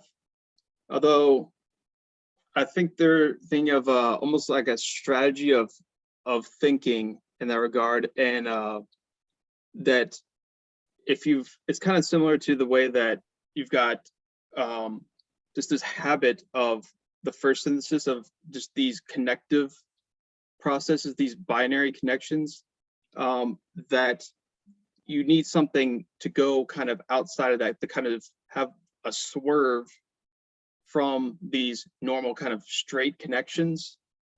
And for something like that, so there's one example I think that shows something kind of like this. So I got this from some dynamic systems scientist, but he was talking about ant colonies and talking about how ant colonies will send out kind of, it's not like some intentional thing where like the queen is like ordering the ant, but it's kind of built into the system in a passive synthesis that ants will go out in random directions. And it's the fact that they're going off in random directions that actually helps them find all these certain things. And or if they, kept to like these straight lines of, this is the well-trodden path that we go to do our ant stuff, go fight the other ants or whatever they do, then that would be a kind of limiting thing. But the fact that we have, or these ants can go off in random directions, that's what enables them to find food. And then they go and signal back like, hey, I found this salmon and asparagus. It's actually, did I say green beans earlier? Asparagus. And that's what, yeah, let's go eat that. Where before they'd be like, what is Fred, the lone ant, the schizo ant doing? He's just wandering off, come back, Fred, schizo ant. Instead, schizo ant is going off. He's finding this food, unless I eat it, which I probably will. But okay, but yeah. No, I think that's amazing. Number one, the ant stuff, then Fred, but I do think that's a good analogy. Yeah, thank you. I really enjoy it. You came up with the example of the ants, or did I overlook that was an example that they had in the book? Oh no, I got that from, actually I got it from a YouTube video. Well, but I can find it real quick. Herbert Simon made an argument that, and actually using an ant, ants as his example, he's saying, if you look at the path of an ant, it could seem not very productive, not very rational, but you would have to ask, what is the goal that the ant has, and what is its capability? So, I mean, we could walk over something as, you know, carbon-based life forms, human beings, that for an ant, it would make more sense for it to go around, right? Because, I mean, how tall is an ant compared to the average human? So if you looked at a path of a human being versus a path of an ant, they're going to be completely different, but neither one is necessarily less rational than the other, given the constraints of the environment on the ant and the ant's goals. So to predict the behavior of an ant, you would have to ask, what is the goal of the ant, and what is the outer environment within which the ant exists? Yeah, that, I mean, that explains pretty well. That might even be the same person. I'm trying to find this video. I'll post it in, okay, I think I found it. Yeah, it's, what is autopoiesis? Yeah, I'll post this in the chat. What was I gonna, there's something else I was gonna say. Oh, well, it's it is 9:05, but I don't mind continuing to talk. I want to talk about capitalism and schizophrenia specifically. Oh, whoa. Before you talk about capitalism and schizophrenia, let's talk about the movies. Woo. Because I am going to have to go. So it was mentioned at the beginning. Okay, coup d'etat, whatever. Enough That's just of happening. procedure. Yeah, it was mentioned at the beginning. We are going to see a movie tomorrow at 7 p.m. in South Austin. The details are on the Discord server. If any of you are interested, everyone's welcome. We're going to see bodies that are messed up. Sorry for doing this coup d'etat. We can talk about capitalism and schizophrenia. The floor is yours. Thank you, Chase. Yeah, I actually have a question about available seating. I don't know, you said there's plenty of seats available at this I point? did. There's about half a row, and worst case, there's another showing at 7:45, so we'll be fine. Okay.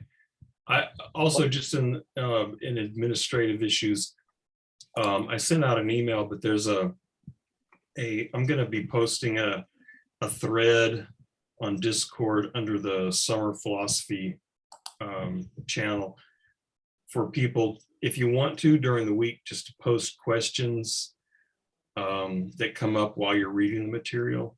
And Joseph and I were the only ones that posted questions this week, and Chase sometimes will actually go in there and answer them. But what I'm thinking of is, you know, like as I read, I get these questions that pop up. And so, you know, it's a place where you can just throw out questions if you want to. We may or may not get to them, but that's available on Discord.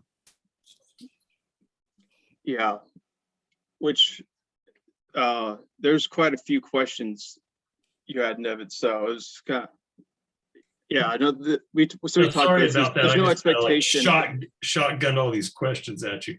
Yeah, well, for a while I was like, oh my God, Nevin, calm down.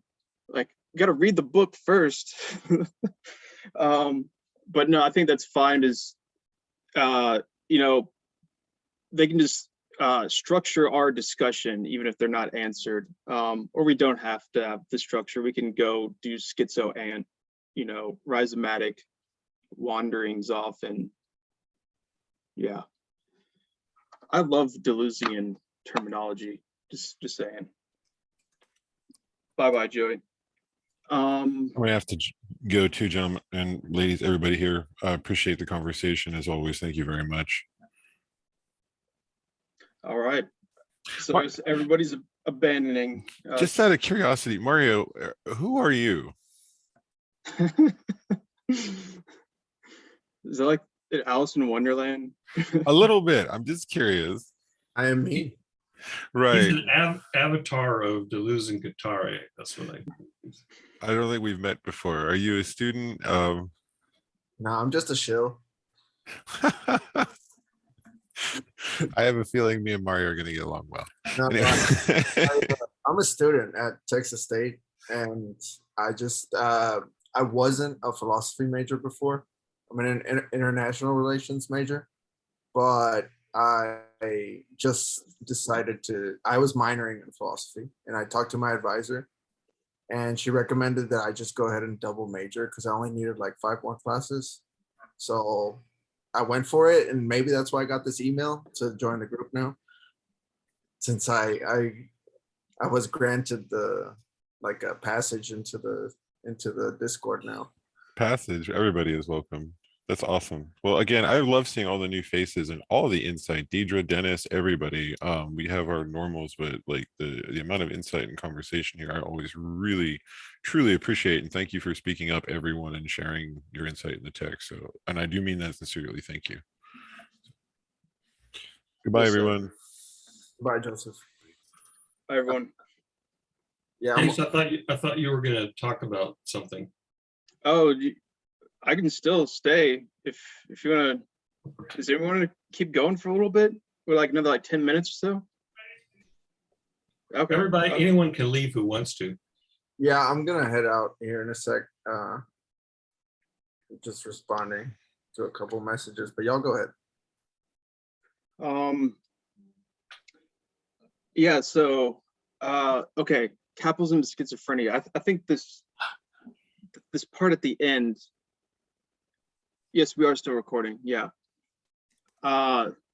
Okay, so if you've heard of accelerationism, this is where this stuff comes from.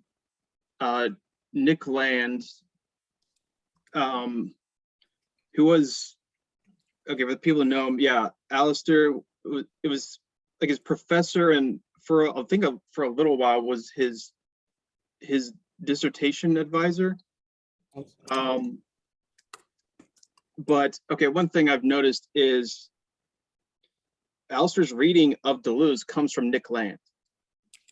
Also, his reading of Schopenhauer comes from Nick Land. Not everything, especially not the later stuff when Nick Land turned sour, I guess I'll say that. But this part I think is really interesting. Is at first, okay, when I first read this, I was just like, what? On top of all this other stuff, what, they've got some kind of crazy idea that capitalism is schizophrenia? What's going on with this? But I think reading this again, now I see what's going on there. It's just so much, it's much clearer to me exactly what they're getting at. And I think that's one of those things. So I'm kind of curious about what other people think of it. Did y'all think it was just completely crazy, you know, or did you kind of agree with it? I don't know. I'm just kind of curious what other people thought of it. Thought of what in particular? Basically the connection of capitalism and schizophrenia, especially the part at the very end of the section that was the scheduled reading. So it'd be, I think, if I remember correctly, probably like pages 35 to 36 or so. So the idea is schizophrenia is this limit that also capitalism is moving towards. So schizophrenia in this case would be the why is everyone smiling and laughing? I feel like I'm the butt of a joke here. It's all good. This used to happen a lot with Hunter and Travis, because they would be texting each other while I was talking and like giggling to each other. And then I'd be like, what? Is there something I don't know wrong about with other you? people, but I'm still laughing about the comment that Nevin posted in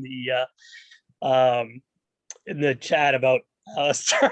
Oh, okay, I see it. I don't know anything about Nick Land, but Chase sent me this little video that was a description of him, and to me, he came off like this hyper libertarian Yeah. neo-fascist, and I was like, oh my god. And then Chase says, well, Alistair's interpretation of Deleuze is basically from Nick Land. I was like, ah.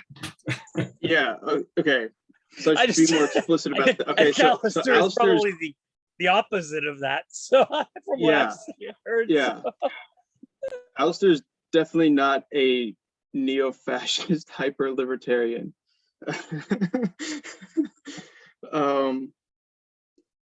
I think he said he's an anarchist, or he told me he favored anarchism. That's what he told me. Maybe he was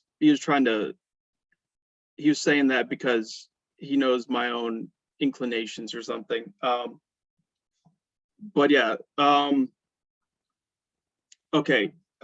Nick Land, his reading of Deleuze through the 80s and the 90s and the early 2000s or so was very different from, actually that's not true at all. It wasn't very different, but it was a different emphasis basically on the role of capitalism in particular versus what he does now.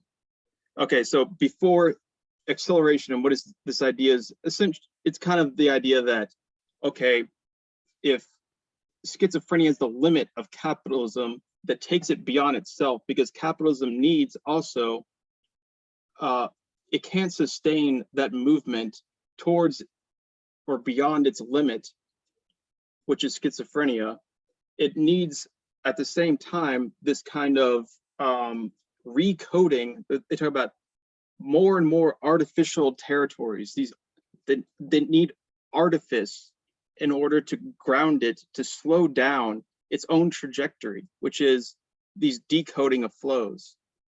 Which is that okay, related to the whole idea that if you're that like you said earlier, if the anus doesn't stop, right? If it doesn't ever stop the flow, that the capitalism, the money is shit, right? So the money is continuously flowing without any I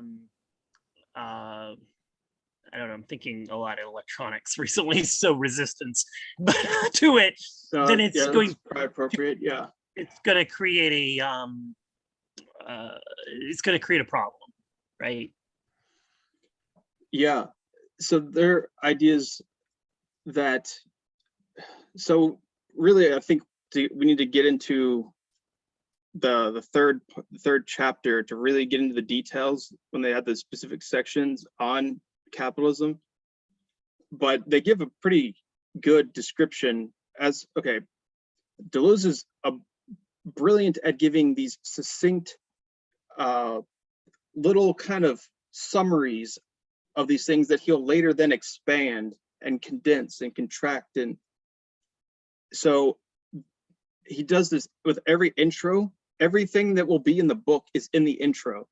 It's kind of microcosm, macrocosm thing, but it'll just be expanded in the proper plot of the book. So he does the same thing here. Basically, those few pages, that's their theory of capitalism, schizophrenia, right there in 2 pages.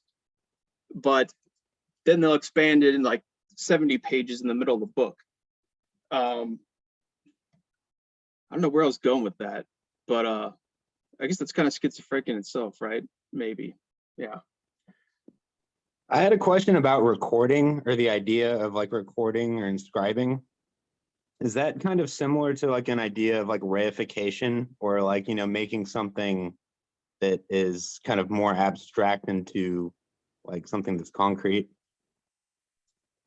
So they will have something like a theory very similar to reification, making something a thing, but that will be okay, so the second chapter, that's when it really gets into psychoanalysis and Freud in particular.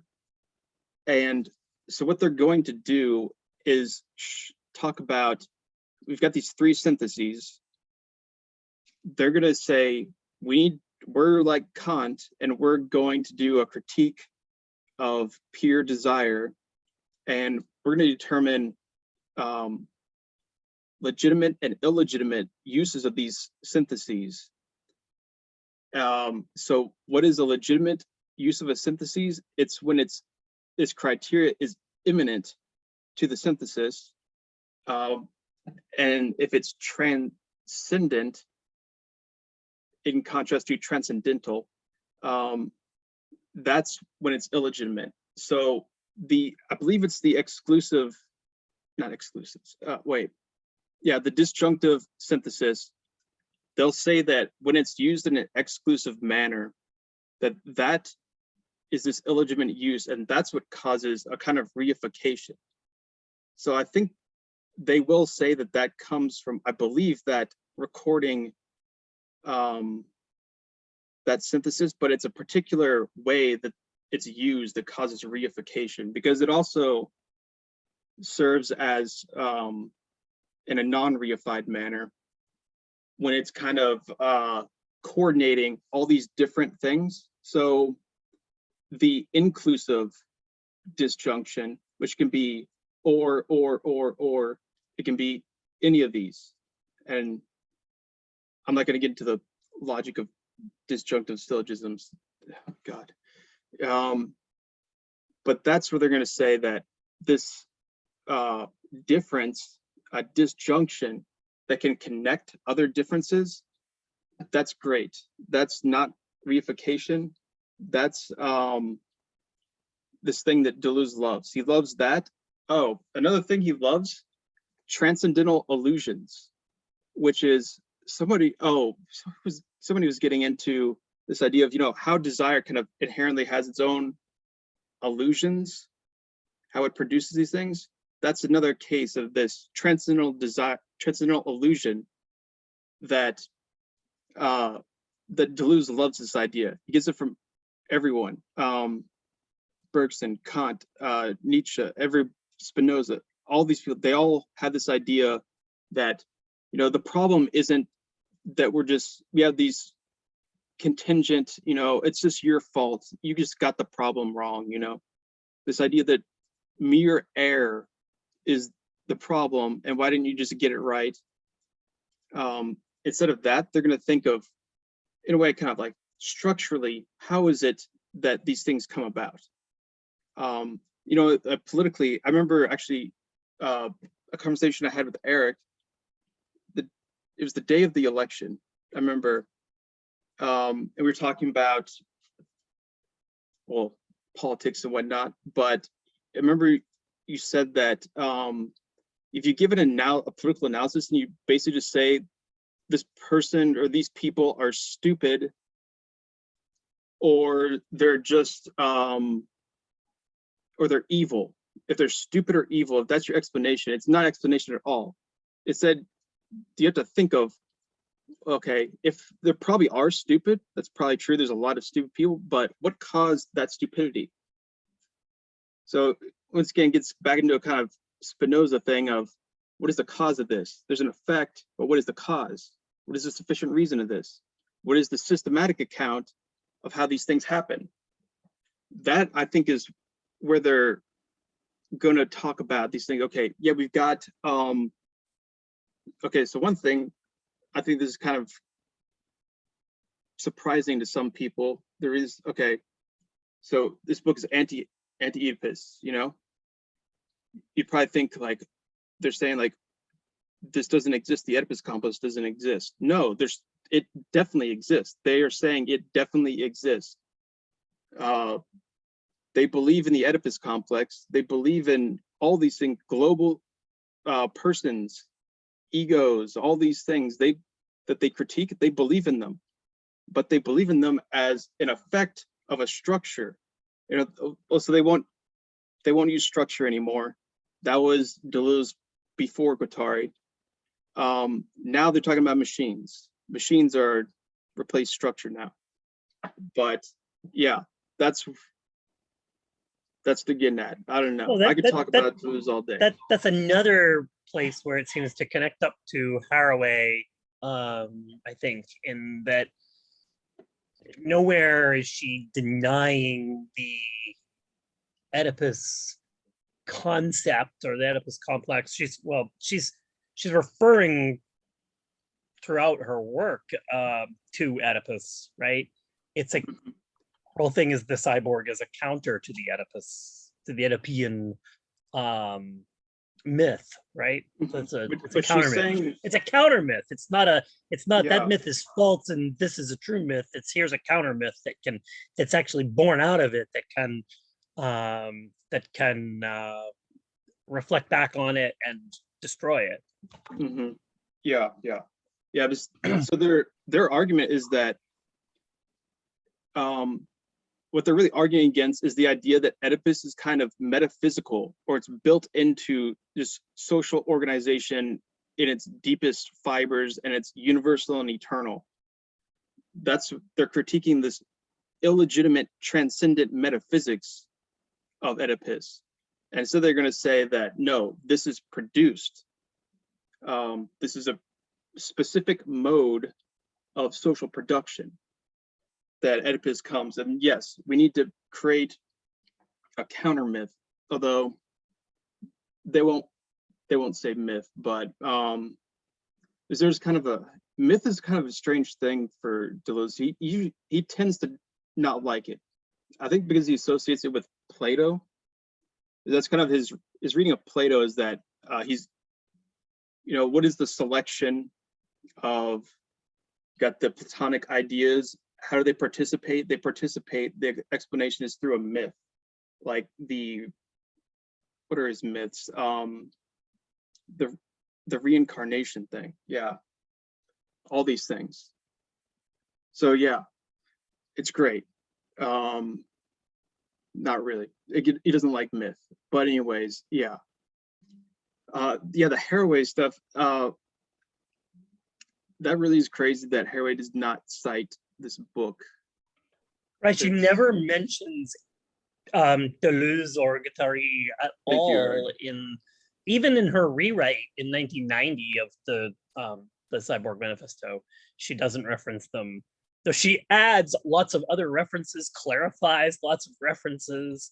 She seems to love Derrida, but she doesn't say anything at all about, doesn't even acknowledge the existence of Deleuze. And that's just bizarre. I think at that time, Deleuze was not well known at all in America, specifically.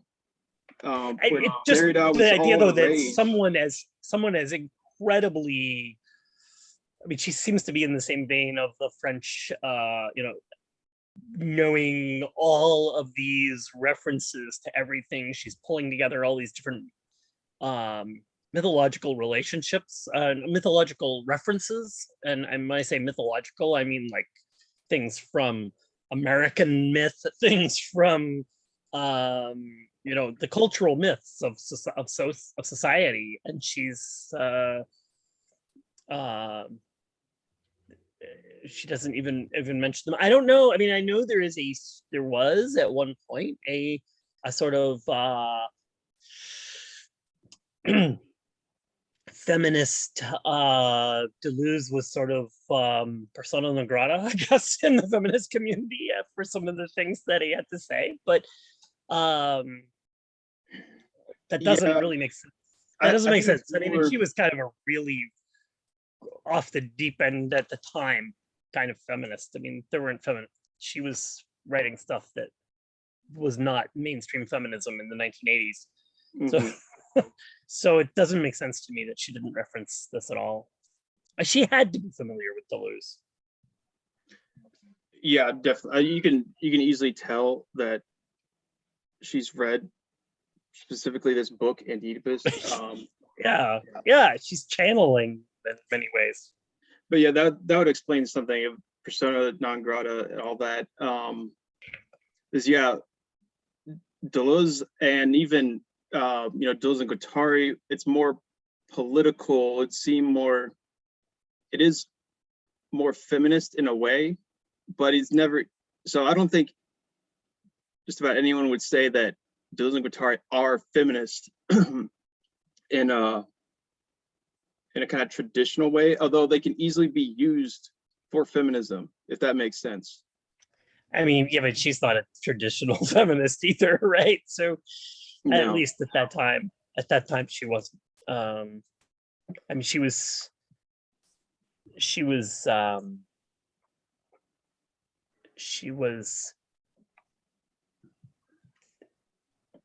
bringing in ideas that are not mainstream until late third, or even if you want to call it the existence of a fourth wave feminism. I mean, all of her stuff was like the transition from, she was very anti-second wave, right? If you followed the feminist waves. Which She's almost like the beginnings of the downfall of the second wave, with cyber feminism and all of that. And yeah, and she was trying to merge socialism and feminism, socialist and feminist concepts in a very mhm. in a way that seems very consistent with a lot of what they're writing. Oh, got a phone call. It was an alarm. It was Ah. an alarm. Yeah. So Deleuze and Guattari, they have a strange relationship with feminists, because there's some, so they've actually had quite an impact on a lot of things. See y'all. See Eric.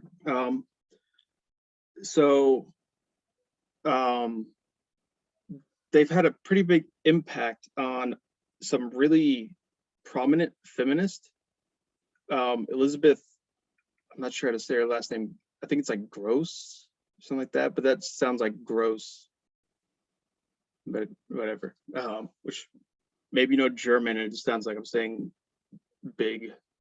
But Elizabeth Gross, who, well, I think there's controversy with her somewhat. But I think especially towards the late 90s, there's a lot of feminists talking about kind of embodiment and all this stuff, and they were drawing on Deleuze. And I think a lot of it is not, there's Anti-Oedipus, but there's a lot in 1,000 Plateaus. There's 1,000 Plateaus is so many concepts. They created so many concepts that it's just this rich well of, you just go read it and get a concept and use it, and they really kind of empower you to do that. Like, take this concept, use it. It's a machine. And then what is, Bradotti, we talked about Bradotti last yes, Bradotti, fall, right? yeah. And Okay, I seemed like kind of almost a semi-apologist for Deleuze and his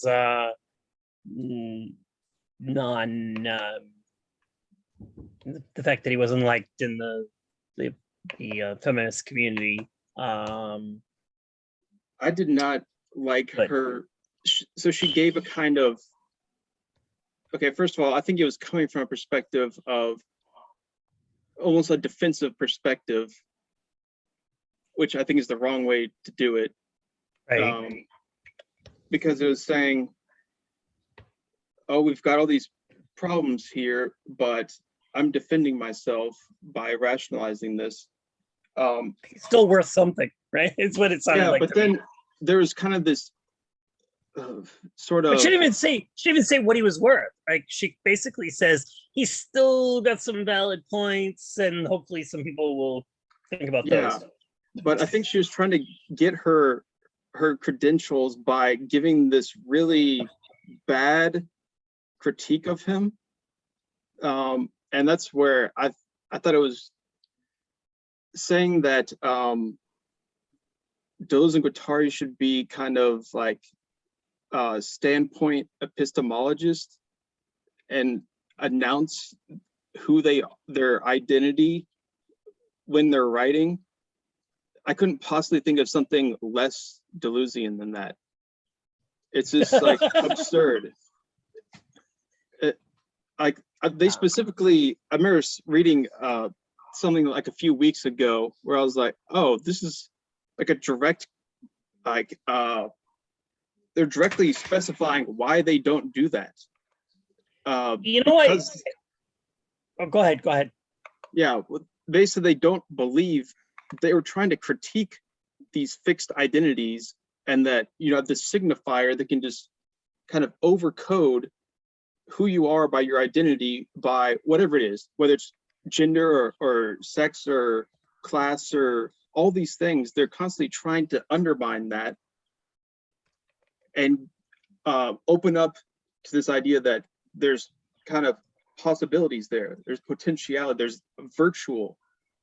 That's what they're getting at. So to say like, you know, we're fixed in this kind of organization and we identify with this, it's not like they would deny, you know, basic empirical facts, but you made me realize another really interesting thing, and I just took a quick look and searched through the Cyborg Manifesto, and Haraway also never cites Nietzsche, which is really interesting because her work is basically a kind of genealogy of, I think I told you about, I showed you my paper right on this topic, where she's suggesting that we can adopt the cyborg as an identity, as an optional identity, right? It's not something that we have, it's something we put on like a mask. So that's very interesting. I'm sorry, I'm kind of like jumping around here because you're talking about Bardotti and I'm talking about Haraway again. I'm kind of fixed on her, but yeah, no, I think that's so the Nietzsche thing, especially mask, that's a kind of a Nietzschean theme too, is this, especially in Birth of Tragedy. Wow, I forgot it for like half a second. But yeah, this idea of mask, which is something that Deleuze takes in Difference Repetition, and also some later in so Logic of Sense was a book that he wrote like immediately after Difference Repetition. A lot of the same stuff, but it's more about, well, actually it's really kind of the mix of different things in it is really interesting. So it sounds like the most boring book you can think of, The Logic of Sense. And the first part is about kind of analytic theories of like linguistic philosophy, of sense and reference and denotation and signification. As you can clearly see, Deleuze has, you know, read all of his Bertrand Russell and Frege and all this stuff, and just kind of effortlessly kind of deconstructs it.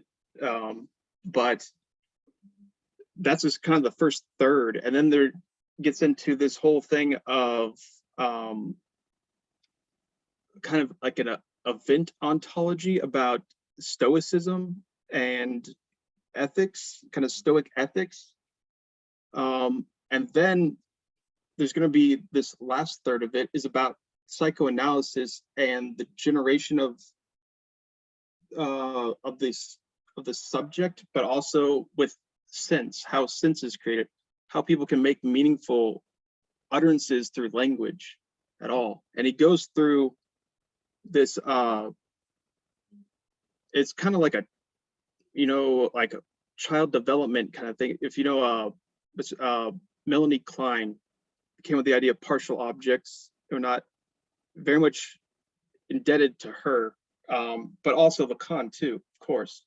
It's very Lacanian, which is kind of surprising, but not really, because you can see there's a huge influence there, even in Difference Repetition too. And another thing that's kind of like, I think it's kind of I don't know, stereotype or even like a myth in a certain way, is that, you know, this book is completely anti-Lacan, and it's not completely anti-Lacan. There's still a lot of Lacan in this they're drawing on. I mean, it's kind of like Nietzsche and Schopenhauer, you know.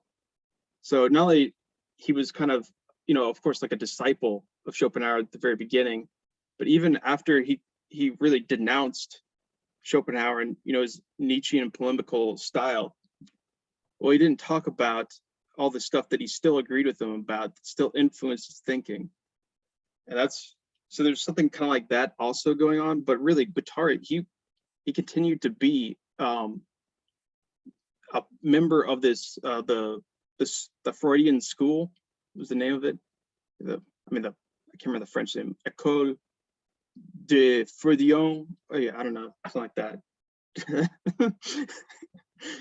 I've been studying. Yeah. Okay. So 9:39. I think it's about time I'll let y'all go, and I can finish eating my asparagus. And 2.5 All right. hour old fish. Yeah. Good Yeah. deal. All right. All right. Have a good night. All right. See y'all. You too.